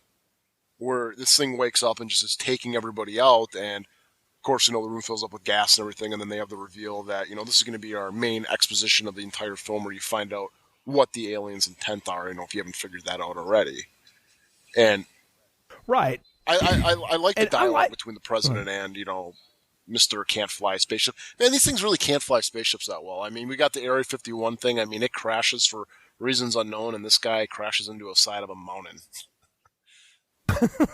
Well, I like the fact, though, that it kills everybody in the room, and then it grabs Brent Spiner and throws him up against the glass and manipulates his vocal cords with, like, some tentacles to make him talk. Yeah. Like, I thought that was kind of neat. I mean, that's a very alien thing to do, because if you had it in telepathy and the president is having a mind conversation with the alien, that would have been really weird and boring. This way there's tension there, or at least there's supposed to be. And I like it. I think for the most part it works. And what is great is when somebody says, is that glass bulletproof? And Adam Baldwin's like, no, sir. And he just starts blasting the hell out of it. The thing even before it, though, is when they put, like, Spiner's face up against the window, and it's the one guy's like, quick, let him out. And they're like, no. It's like, really? Your first reaction is to let him out? It's like, the alien's running around in there. Open it up, let him out. I laughed at that. I laughed at that when I went on. I'm like, nah, you're not going to let him out. I guess, even in today's movies, what they probably would have done is they probably would not even had a scene like that. They probably would have had the alien, like, kind of mind meld with the president and then bring him into his mind and kind of show him everything firsthand. They probably actually would have showed, like, the alien home world and what they were doing and how they were moving on from, like, planet to planet.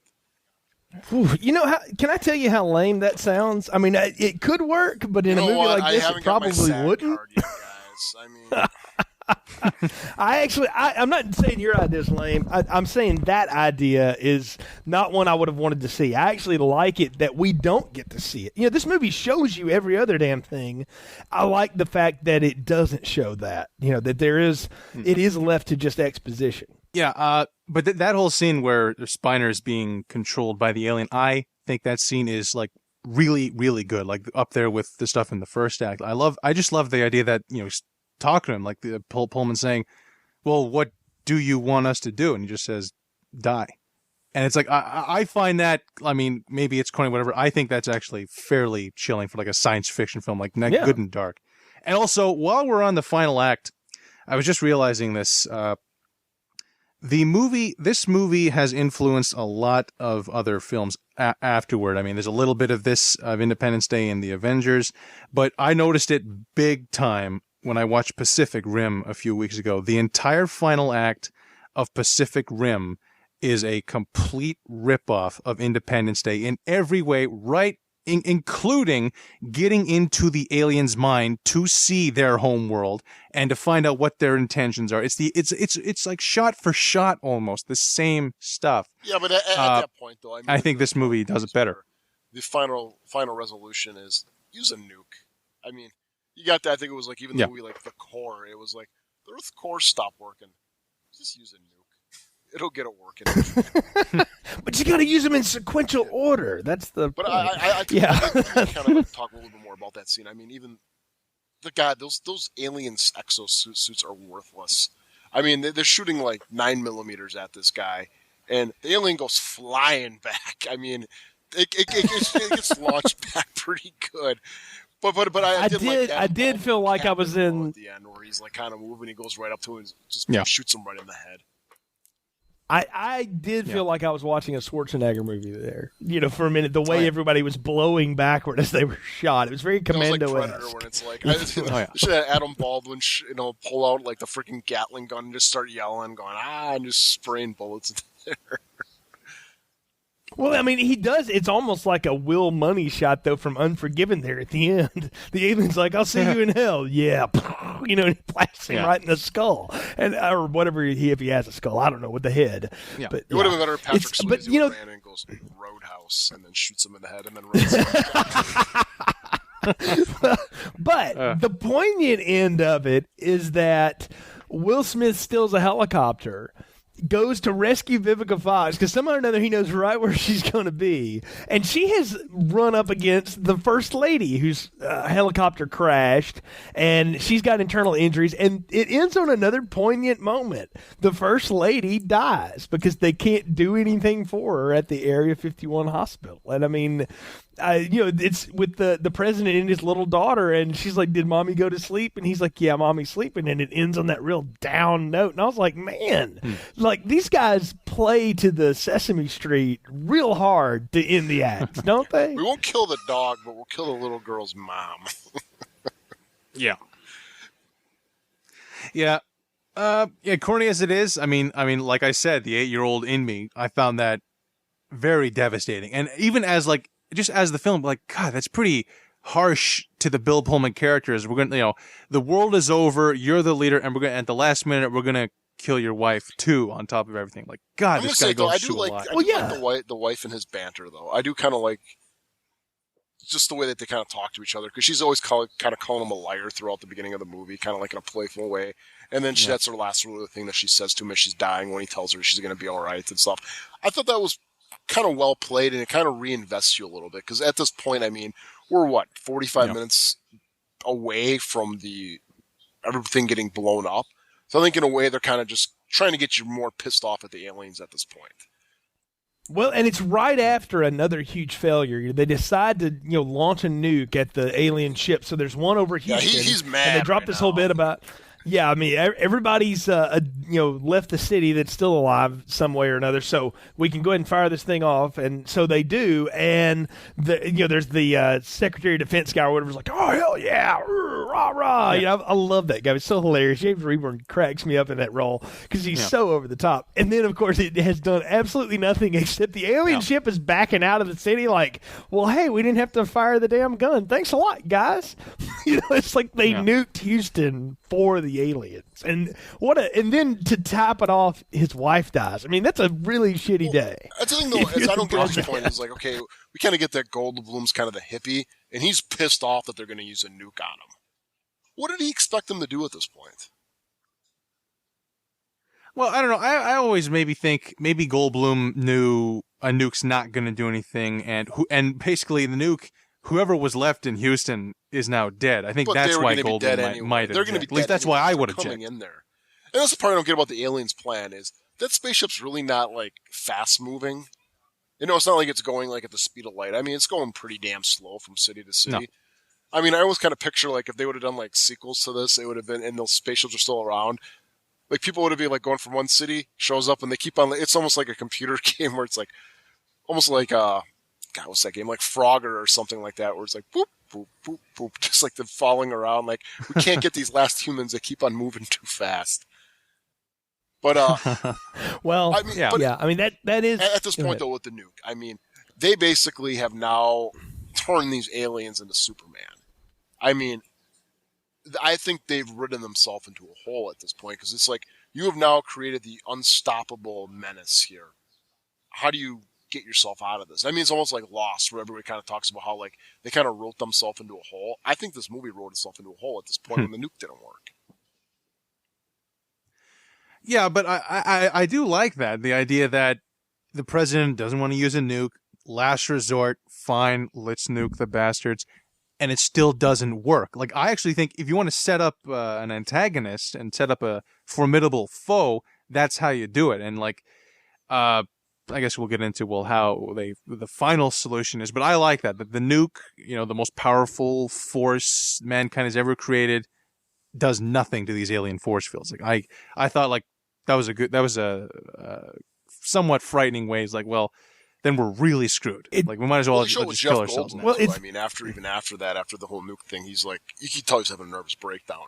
I don't think it's necessarily because the nuke didn't work, but I think he's just like, we ain't going to be able to beat these things. We're done. Well, I mean, it is a way of raising the stakes. The end of every act has raised the stakes and then gone with a poignant moment. The stake at the end of the first act was that these things can wipe out cities in a single shot, basically. And then the dog and the boy and the girl and get away. And then the end of the second act, we're going to fire our most powerful weapon ever at these things, and it does absolutely nothing to them. Doesn't even dent the thing. And the president's wife dies. And we're all held up in Area 41, and there's not many people left, and there's not a lot of cities left anymore, and what are we going to do on the 4th of July? Again, what's going to why be is our there not plan? a lot of military left? Well, they took down one They dropped squadron two of- lines. It's 2 lines. It's 2 lines of dialogue. I can't believe I missed the Will Smith line, but I got these. They say that we moved all the forces out of major cities and we've gathered them at NORAD, and then they take out NORAD. The aliens do, and that would make sense. Like, from a strategic battle point, if the aliens had done their research, they would know we got to hit the NORAD, because that's where we control all of our nukes from, and it's where Matthew Broderick's screwing with the computers in war games, and so we got to take Dabney Coleman and that crew out, and they do, and that they're down to like, I think they said like 10 to 15% of the military is left, and it's pretty much all at Area 51 at that point. Like, they drop lines about how the military gets taken out, because, and here's the other thing, where the hell else would they go? I mean, nothing they've got is going to work either. So I bought the fact that they were getting wiped off the planet just like every major city was. I think I would have liked it more maybe if they would have just said, we're not going to even bother doing an air assault on it, so we're not going to do anything. We're going to wait till the eventual ground assault. Well, I don't know. Maybe it comes down to budget. Like, if you made this movie today, Yeah. you probably would see a scene of literally every single tank, aircraft carrier, plane, the exact same scene. Like, they don't do anything, but they're all there ready to fight, and they all get wiped out at once. Like, kind of the same thing. Because there's only, like, 30 planes in that first But dog. that's what I'm going at. Yeah, This is it's the one NORAD squadron. thing, but it was Yeah. like, that's all I saw was like 30 air. I'm like, this isn't Let me ask Canada. you- We have more than 30 jets. Okay? Let me ask you guys this, though. Are you okay with the fact that the only 3 cities we really see get destroyed are in the first act? We just hear it mentioned from then on, and I know for budget reasons they couldn't keep redoing that or whatever, but are you okay with that as a storytelling device, that they're like, we've already shown you that, you know what it looks like, we're just going to tell you when Chicago, Philadelphia, and Atlanta get destroyed, and on a camera from a tank you're going to see Houston get wiped out, which I is think it's you know, fine. I really think it's not absolutely there fine at all. because it would get kind of redundant if you keep on showing all these cities kind of getting blown up in the same way. We saw it happen. We know how it happens. I think at this point all they have to do is tell us that it is happening still. Right. Oh, yeah. I mean, I always just watching the movie, I assume, like watching it now, like I assume Beijing's gone, Tokyo's gone, London's gone, Johannesburg, South Africa, Australia, everything, Toronto. Calgary. They leave Toronto alone, maybe. But no, I assume, yeah, they as far as the aliens concerned, they probably think they succeeded in wiping out the world. Like you say, 500 million. I assume way more than that are Well, dead. I'm saying after the assuming first it's attack. 5 billion. There's like 500 million dead. Yeah, I'm with you. I'm thinking, like, they say 15% of the military's left. I'm like, hell, 15% of humanity is probably left at this point. Oh, yeah. I mean, this is Judgment Day and Terminator 3, or Terminator Salvation, rather. I mean, there's not many It's of like a us left Stephen King book at this about, point. like a stand. I mean, yeah, except there's no Randall Flagg, and there's no Corin Nimmick, and there's no really bad Dust in the Wind Well, ripoff. but you know what? Even So- to kind of bring up that though, I mean, you're talking about a big bad. Are you guys kind of mad though? This movie doesn't have like an identifiable leader for like the aliens. How there's not like, like in Star Wars, you got Darth Vader. In all these movies, you always kind of got like you got the bad forces, but you also have the central bad guy. Here, it's Yeah, like you really don't well, have we get that. the- It's just like we've seen what they look like, and we know they're like kind of a military force, but we don't see what their main leader looks like. Well, we get the guy in the mothership who's Dude, that guy was working some kind of console. service, okay? He wasn't the guy. He was like sitting there like talking like, oh, you got another guy. How's it going, guys? Yeah, and you know what? He's just as shitty at it as the people that work at Walmart in America in customer service. So, yeah, no, I you know what, Kurt or Nick, I think you're right. But on the other hand, I don't know how they would have even shown that to us. You know, how are we supposed to try to relate to yet another character, even a bad guy, at this point? I'm just going to say I'm okay with the fact that they don't give us more than just what we've had in those couple expositions about the aliens. The thing is, like, they hold that off. They do remain the great unknown. What the aliens look like for so long, and there's really no reason why they had to. I mean, it wasn't like this is like something like, oh my god, these aliens look just like us. I mean, that's the twist or something. No, you want to know why they did that? Because the coolest aliens that have ever been in movies had already occurred in other movies. They're not going to top that. So why do anything else with it? We're going to show you the kind of amalgam representation of aliens from what would become the X-Files and stuff like War of the Worlds and Close Encounters and all that stuff. All the little green men and the odd-shaped heads and the grays and all that stuff. That's what these things look like. And I don't mind the fact that we don't have like a supreme leader. I mean, this is just top of my head, but I like the idea maybe all the aliens have like a hive mind. They're literally all kind of thinking the same thing. And if they don't have a leader, I like the idea that they're literally, insects or a hive. I think that makes them a little scarier. Like they're more like animals than actual people. Like they're monsters. Like you don't know what they're gonna do. Like they don't have a leader. Like you don't know what they're gonna do with the planet. Like drain resources for what? Like they don't really explain too much what these aliens are. They just kind of say, well, they go from planet to planet, taking resources. Locusts. They're just going whatever around that from means. place to place, just destroying everything. That's what they say. They're like locusts, and I like that, Kurt. I'm with you. This is like it's better that they're not personified. Well, here's the thing, though. That they are just instinctual animals. They're showing the technology. That's their main identification point. Is their technology about how advanced it is. Right. Why not then show the mothership more? I mean, we don't even get a real good glimpse of this mothership. And this is supposed to be the end-all thing right here. Like, this is the thing you got to take out. This is like the big mama ant. This is the big mama bee. This is the queen alien of it all. Can I tell you? I think it's because of money. I think at $75 million, they were getting every bit they could have out of that budget to be able to show this stuff. And Dean Devlin even says that by the third act, they were having to cut corners everywhere they could just to get this thing finished. It's a lot like they had. Well, they didn't have time to show us anything else. I mean, okay. Think about this. Like in Return of the Jedi, you get a whole lot more of the Death Star than you do in A New Hope, right? Why? Because they had two films worth of money to build onto it. But at the end of A New Hope, you know what it looks like from the outside. 2 office rooms, the power station, and that one trench. You knew what it That's looked all like you in Star get. Wars. In fact, we spent 45 minutes inside of it in Star Wars. Right, but inside of closed spaces Well, we were is still what I'm able saying. to You're in the trash identify what compactor. this thing was. They don't even show us a picture of it. Well, you know what it looks like on the inside? It looks like a beehive. There's one outside shot of it right before they nuke it. I mean, that's there. So they don't spend a ton of time with it. But before we even get to the mothership, guys, we got to talk about the plan. Because this is what we come up with. Well, even before the plan, though, we didn't bring up, though, that the fact that this alien ship seems to somehow only work when the mothership's around, right? I mean, that's what you guys got?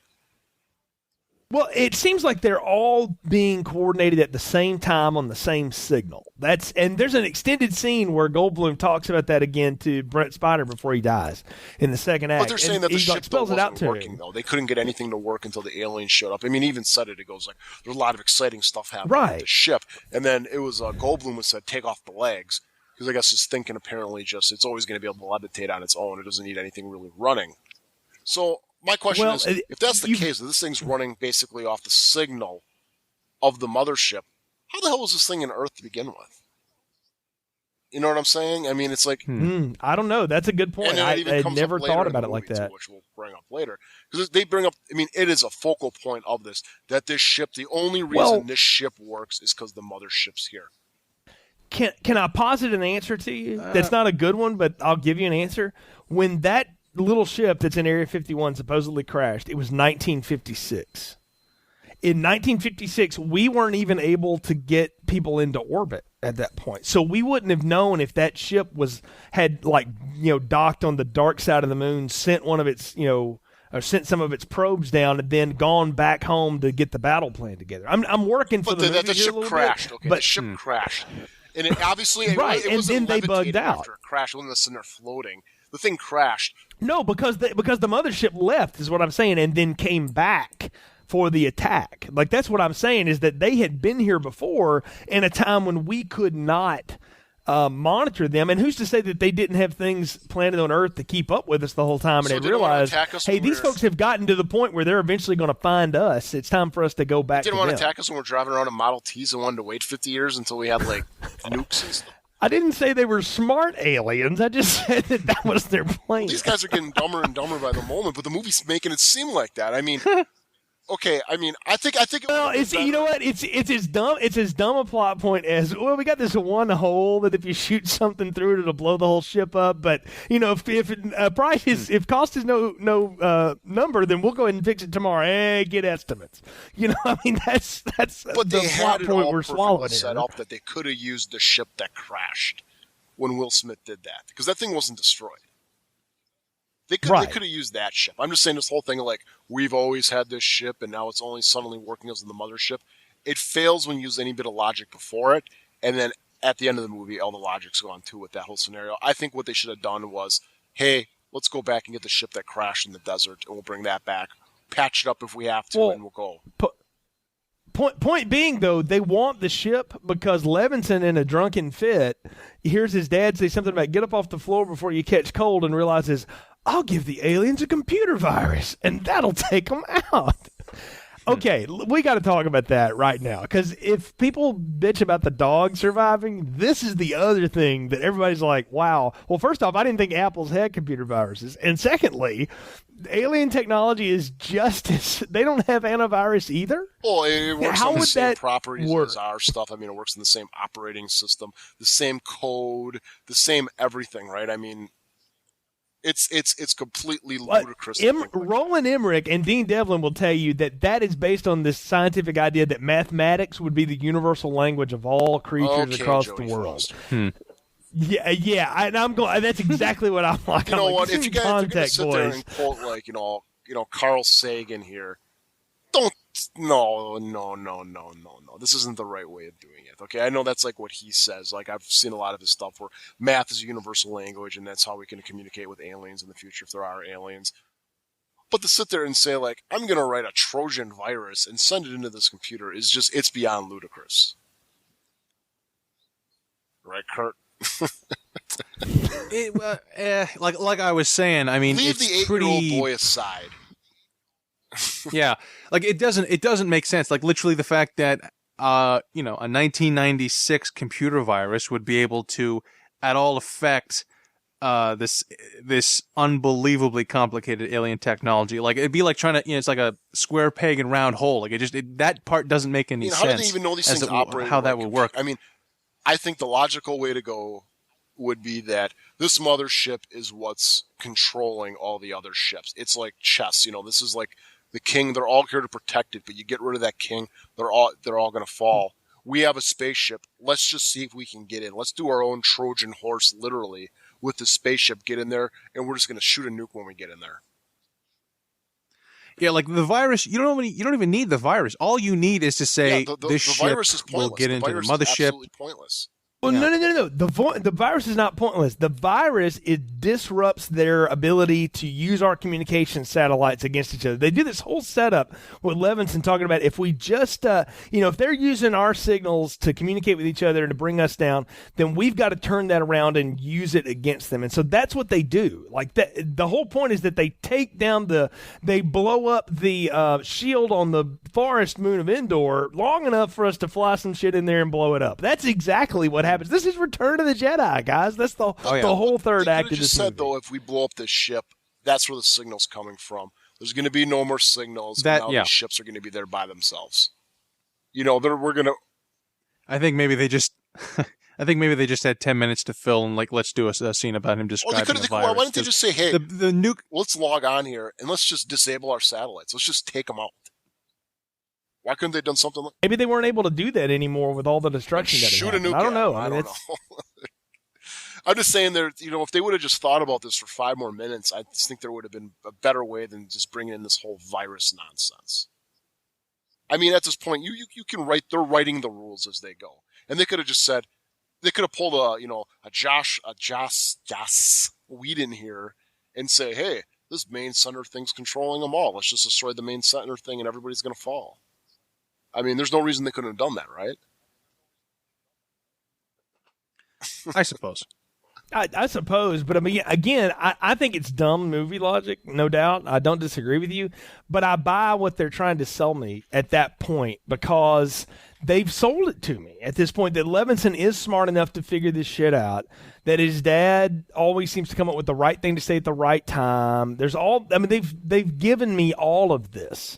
So I have no reason not to believe that this would work. I mean, it's dumb. I'm not going to argue. It is completely stupid. It is How did they upload dumb. it, though, man? I mean, did they get... That part I don't know, and that's the thing that I get fuzzy on. They got some type of Bluetooth connection going on here? They do some drop thing about there's a radio signal or some bullshit, but yeah, it's dumb. No, there's no doubt. It's one of the dumbest things ever. But if I want the humans to succeed, and indeed I do, as a member of the human race, I have to go with it because I don't have any other choice. It is as dumb as a lot of other movies tend to end. I mean, I've always felt like the ending of Return of the Jedi was just dumb. It's just kind of dumb, and you just go with it because you have to. I felt like the end of Avengers was dumb. I mean, the end of the Phantom Menace is incredibly dumb, but it's all the same kind of dumb. It's if I'm with you at that point, then I'm going to go for it. And I'm going to tell you who you can blame all of this shit on. You can blame every bit of this on Steven Spielberg, who changed the end of the Jaws book, instead of drowning the shark, which is how you kill a shark, to blowing it up by shooting a hole in a tank. I mean, that's the ultimate movie MacGuffin of all time, and that's the same thing they're doing here. It's Return of the Jedi and the end of Jaws. They would have had to inject the shark with a virus and then blow it up. or actually, they kind of did that in Jaws of Revenge. They put something in its mouth and they were shocking them, and then they blew him up. Damn you, Jaws of Revenge. Well, yeah, that is what. That's what Hooper's original plan was. I'm going to inject him in the mouth with this poison. Yeah, this poison. That's right. That is what he was trying to do. So yeah, you're right. Oh so my God, it is. Again, it is the dumb setup. But the question is, I always ask this about this film when you get to this point. Are we finally to the point where there's just too much? They're asking me to accept too much. One, we can have a computer virus that infects the aliens. Two, Hitler can have been in one dogfight with one of these things, and yes, sir, I know how to fly one of these. And I think Will Smith gets the second best line of the film when Levinson's like, "You can fly that," and he's like, "Can you do any of that bullshit you just said?" I'm like, they're even calling out to the audience, like, "Yeah, we know. Just go with it." Well, here's the other thing now too is now. Oh yeah, the president doesn't know where Area 51 is. But the aliens do. Yeah, they figured that out. Actually, I read that as the alien that was in the operating room in that moment was linking up to the closest mothership and saying, "Yep, here I am, and here's the rest of the humans." It can't do that. Come. Well, telepathy. No. Interesting point. That's a good gimme, Kurt. I never thought about that would be how that happened, but that's probably the most logical answer to how they found it. But it's also just a movie conceit that we have to have the clock ticking on the fact that these things are now coming after us at Area 51. And if you, this is right out of Star Wars. You even got the thing where you see it coming in on the radar, just like in Star Wars. Yeah, we got to clear the planet so we can fire at the rebel base. Yeah, that's exactly what's happening. And here's the thing too: is as this thing's getting closer, they send out all their little pea shooter alien ships again, just to shoot up the runway. What's the point? I mean, they know at this point that none of those jets even stand a chance against them. They can't penetrate their shields. Why even do that? You're going to shoot your big giant ray gun. I don't know. It just seemed like it was maybe just insult to injury. It was kind of like, hey, we're going to go swat some more flies. Let's go have some fun, guys. I don't know. It just... Well, I think having the ships, the fighters come in and do that, I think that's a case of it looks cooler than just waiting around for the mothership to fire down. It looks cool. I like the idea that the the fighters are, they're shooting the runway, blowing up everything in its path. Like, I think that looked pretty cool. That's, for some reason, that CG stands out. It's like, I like that. It's the fighter planes that I think the CG doesn't look as hot, but the ships, the alien stuff, I think looks good. Well, it's just, even before this stuff. I mean, we get Bill Pullman's big Braveheart speech where he's telling everybody, today will not be just America's Independence Day, but everybody's Independence Day. And they're looking around for basically, Jay said in this plot summary, anybody who can basically stand up straight. And then, what if you can't stand up straight? You can still pilot a plane. I mean, you got like the crop dusters, you got like the crazy Vietnam veteran guy there who's seen some stuff. I mean, you got the big ragtag group of guys. I mean, Area 51's got more airplanes than pilots at this point, I guess, for some reason. So they're all going to take off and do it. And I just would love to see what their training was like to learn how to like shoot a missile. Because, flying a crop duster's got to be just like flying a freaking F-16, right? Yeah, Randy Quaid was a Vietnam pilot, probably. I imagine fighter pilot technology, whilst incredibly complicated, probably isn't that evolved after 30 years. I mean, it's a joystick, here's the trigger, and so on. Yeah. I mean, and they even dropped that thing where he's putting that picture of his kids up and he's trying to start his engine and he almost launches a missile. He's like, oh, shit, and he has to stop. I picked a hell of a day to quit drinking. A line totally out of Airplane. I'm like, okay, why do we have to throw that in? But, okay.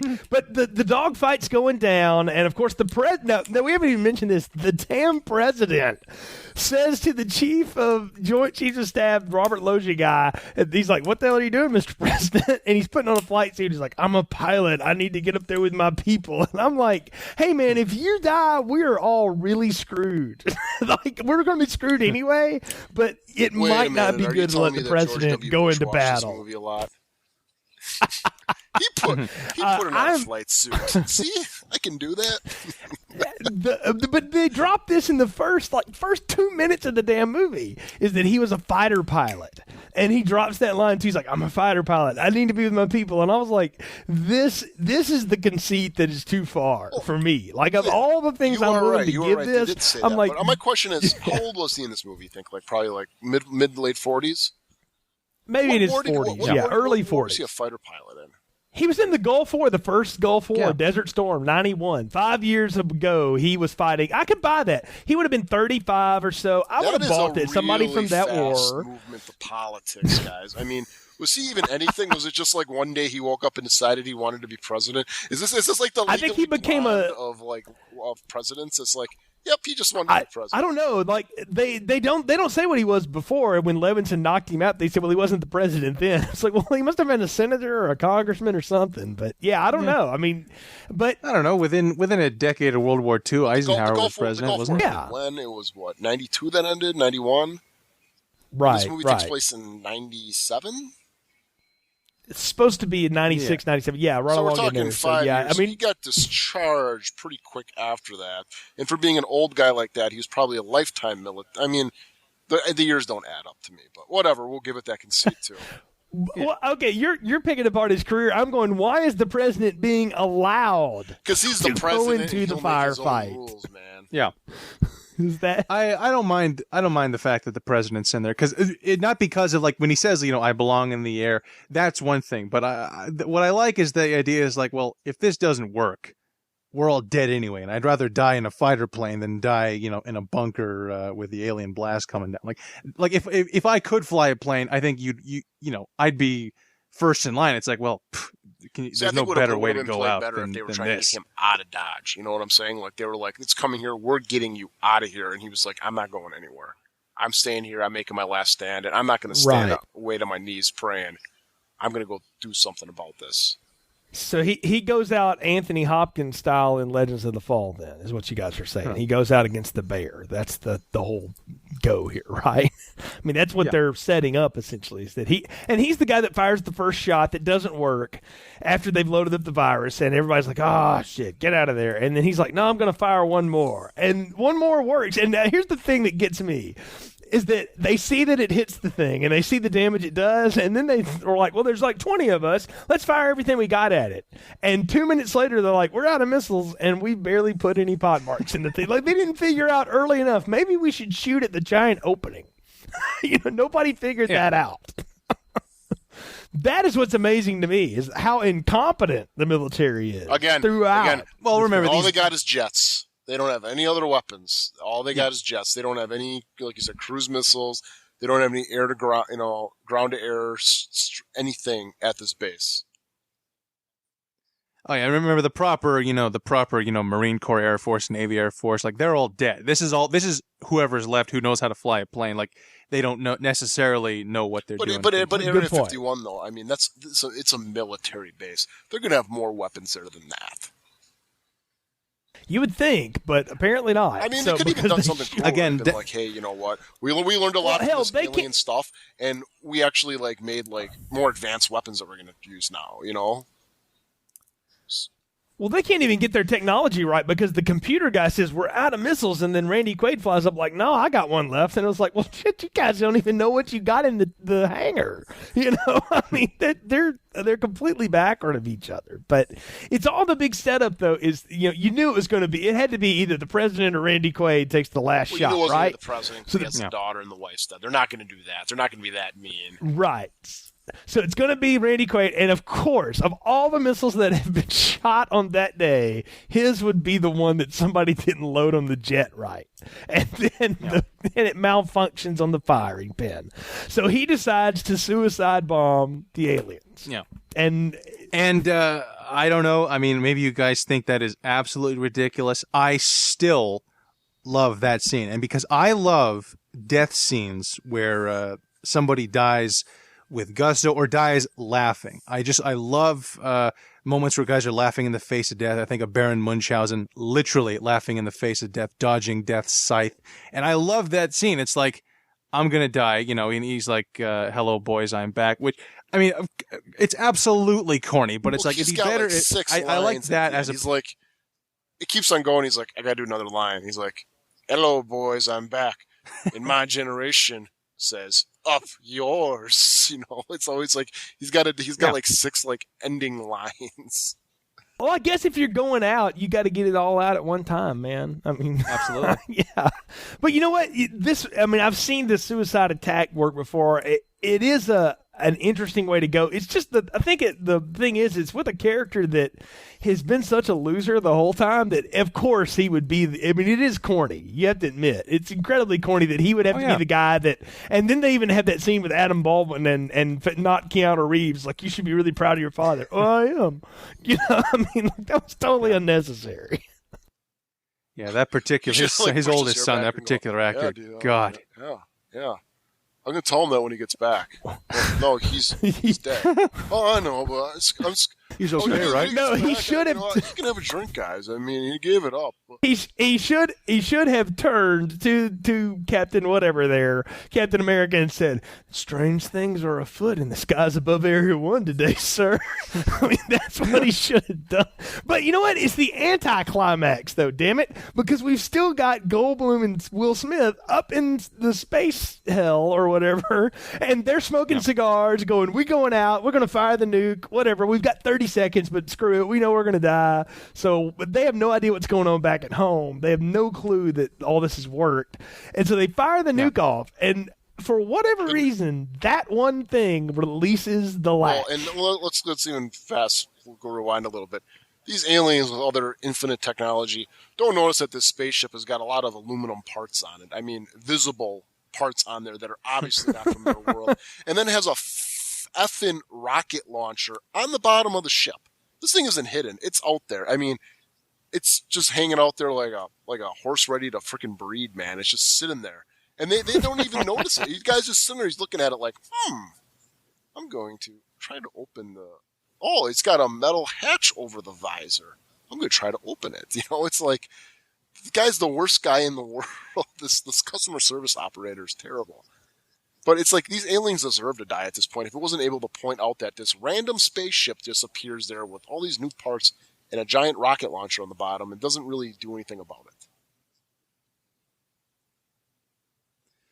It's just dumb. Well, like I said, it's a third act. It's like it's like I think the writers or whatever. I mean, it's like we got to wrap this up somehow because I mean, it's either the aliens are gonna win or we're going to take him out, and, you know, we've written ourselves into a corner, like you say, like, we got to do something to end this movie. And, you know, that movie takes that kind of logic. It's like, it's a movie, you know, the audience won't care. Like, at this point in the movie, like, we're not watching the movie right now, but, like, while you're watching the movie, in the heat of it, if you're into the movie, like, you know, you're 100%, you know, with it. Well, and then to top it off, after they like open up the visor and like start waving at the alien, like, "Hi guys, how's it going? No, how you doing?" It's really silly at this point. And then of course, you know, it shoots the rocket, but again, at the guy. They shoot it at the customer service guy, and he goes flying back with the missile, and he's like laying there next to it. Yeah. You know, and he like, of course, wakes up right before it explodes, like he's looking at the numbers countdown. I don't know. It's just stupid. I mean, of course, the alien ship somehow, you know, releases their ship, and then they take off and stuff. And of course, you get nice little chase again with the other ones going after her. And of course, you know, the door that they got, this big giant door, is like closing just slow enough so they can get out. That is Empire Strikes Back meets Return of the Jedi. Right. That's the worm on the asteroid and flying out of the superstructure as it's all blowing up, right? I mean, that's what I felt watching that. Oh, it definitely is. I mean, that's it's Indiana like, you know, Jones, like, you know, putting his hand underneath the door to grab his hat before it comes down. I mean, it's a movie trope that they're going to escape at the last second. But it's just when you go back to watch that first third of the movie, you know, all of July 2nd, I mean, it's just like, it doesn't really mesh with that first part of the movie. And of course, I'm going to get back into about the whole alien ship being able to control the smaller ones or giving it power. They blow up the mothership. How is that thing still flying? You talking about the little one? Ships on Earth? Yeah. Well, okay. Look, I was thinking about this while you guys were talking about the link between the ships. I never read it as like in the Avengers, it's, you know, the mothership blows up and all the aliens die that are on the ground. I never think that that's how it's going in Independence Day. It's just that the mothership is only broadcasting the shields, and that's all that the mothership is connected how did that ship with. Like that was at Area the mothership 51 that wasn't able to fly until the mothership showed up? How is it not working, or how is it not? Well, that's the virus to just to buy a few more minutes to that's the virus. That's not the nuke. That's as lame as the virus plot, dude. That's not working for me. Oh, I'm not denying at this point, I mean, it was like the ship. The whole thing was that ship can only work because the mothership's here, and now the mothership's blown up, but yet they're still able to pilot it back to Earth. Well, let me ask another question. Well, I'm asking too many questions about Will Smith's ability to pilot the ship. One, how does he know how to get to the mothership? Two, because I know eventually it brings him in, but he has to get to it first. And two, how does he know how to crash land it back at Area 51? You know, I mean, the Earth had turned at that point a little bit. How did he know where his window was? I mean, landing from space is not an easy thing. It's not easy to land anything that's flying in the air, but it sure as hell ain't easy from space. Like, you have to do it in a very specific way. I don't care what you're flying. And that to me has always been like how did he know to crash land 20 yards from where everybody else was? You know, I mean, did they have did they have a hell of a tom-tom on that thing? I mean, or even what? like when they show like the spaceship, obviously they kind of like crash land pretty hard, and they're okay. I mean, they're walking away from that thing like, yep. Hey guys, smoking our cigars here. Oh yeah, you know, wife's gonna be mad I'm smoking this, but you know, hey, here we are. Well, isn't that the whole thing though? Like, we're supposed to just go with it, right? But I'm with you, Nick. Like, the way this film ended the first act, and then the way it is ending this one, they don't seem like they're in the same it's not. movie. Like I said, they really wrote themselves into a hole.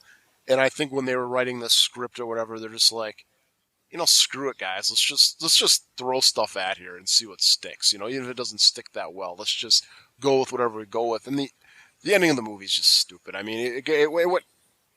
Well, let me ask you this: would it work better if we saw what Levinson and Hiller were doing at the same time as we saw the other air battle going down? Like, the fact that it comes after they've crashed all those ships, it would seem to me that the mothership would realize, shit, what happened to all my other ships?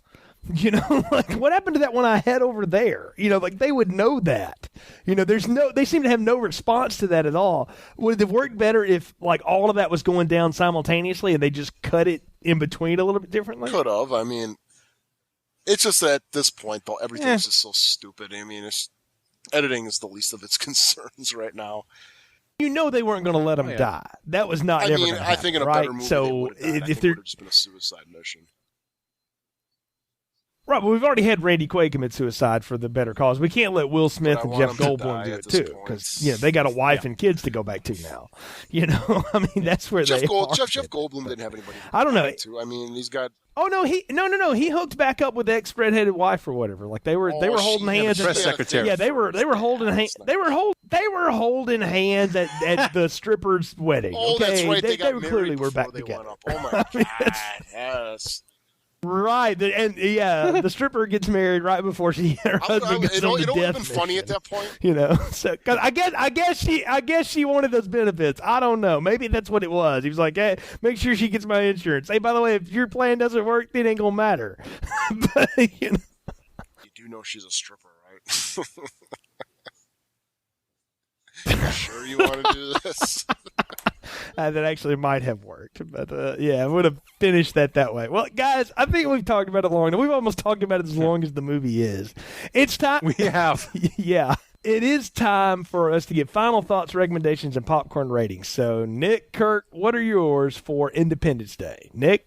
It's a medium popcorn, guys. I mean, the movie, we ripped on it pretty good, but it does have a very, very solid first third. I mean, this is like what I said is probably the biggest summer movie I can remember, back when I was a child. And it does have a lot of good moments, but there's a lot of bad ones. So it kind of evens up to just kind of be an average, meddling movie in the end when you're on rewatches. So to me, it's just a medium popcorn. Kurt? Well, 8-year-old Kurt absolutely gave this movie an extra large popcorn. I mean, this is an extra large with a few more buckets of popcorn. Like, I could not have loved this movie more back then. As I said, multiple rewatches, just digging it the whole time. 25-year-old Kurt gives it a large popcorn. I still enjoy the film. Guilty pleasure. I acknowledge the stupidity within the film, but I still think the first 45 minutes where the cities are being destroyed, that stuff is still, I don't want to say powerful, but that stuff is still really good. Like it's something else. I mean, I was thinking about this before Independence. I mean, this might be up to 1996. This might be the biggest in terms of like the size of a plot. Is this the biggest film of all time at the time in terms of the entire planet is involved and so on? Anyway, but I give it a large popcorn. Still good, corny. But still, I think, very enjoyable movie. I think this film is medium popcorn all the way, but it's that really good medium popcorn that hasn't gone stale totally yet. There's enough butter still hanging around in there that it's worth it. It is the definition of a summer dumb fun kind of film, and I really think the first third of this film is what saves it for me on rewatching, because the setup is so good that I want to see the end of it, even though it is corny, even though it is cheesy. I have to say it's worth watching on that. I think it's even more fun with a group of people. Like you're sitting around, if this is on television, or you're sitting around watching this together. And if you want to have like bad movie nights, this is probably the best of all of them. But I think there's enough here that you can have fun with, make fun of, and then there's enough to still invest in. But it's still medium popcorn. But that's not a bad thing always. Sometimes medium popcorn can be good, and I think that's what this is. This is an example of good medium popcorn fun. And, look at all the things we talked about that have ripped this off. Don't even worry about what this ripped off. This was staged as a ripoff of everything else. They admitted that up front. But everything that has borrowed from this in the 17 years since it was made, this movie has been remade a dozen times at least. Yeah. And not even by the same film director. Yeah. That's not including all the times he's tried to remake it. So, it's one that I think does hold. And if you ever, if you look at Will Smith now and you wonder, how the hell was this guy ever this mega blockbuster star or whatever? Well, you have to go back and watch this movie and watch the original Men in Black to really get why he just took over box offices for a short amount of time. And there's things about those movies that work that none of the subsequent ones did. But this one still works on that level, so I go medium popcorn with it, but a good solid medium and a lot of fun. Certainly was a lot of fun to review with you two guys. So, Kurt, Nick, thanks for joining me in this latest edition of Film Strip. Folks, you can find more reviews in the archive section of our website, continuousplaypodcast.com/movies.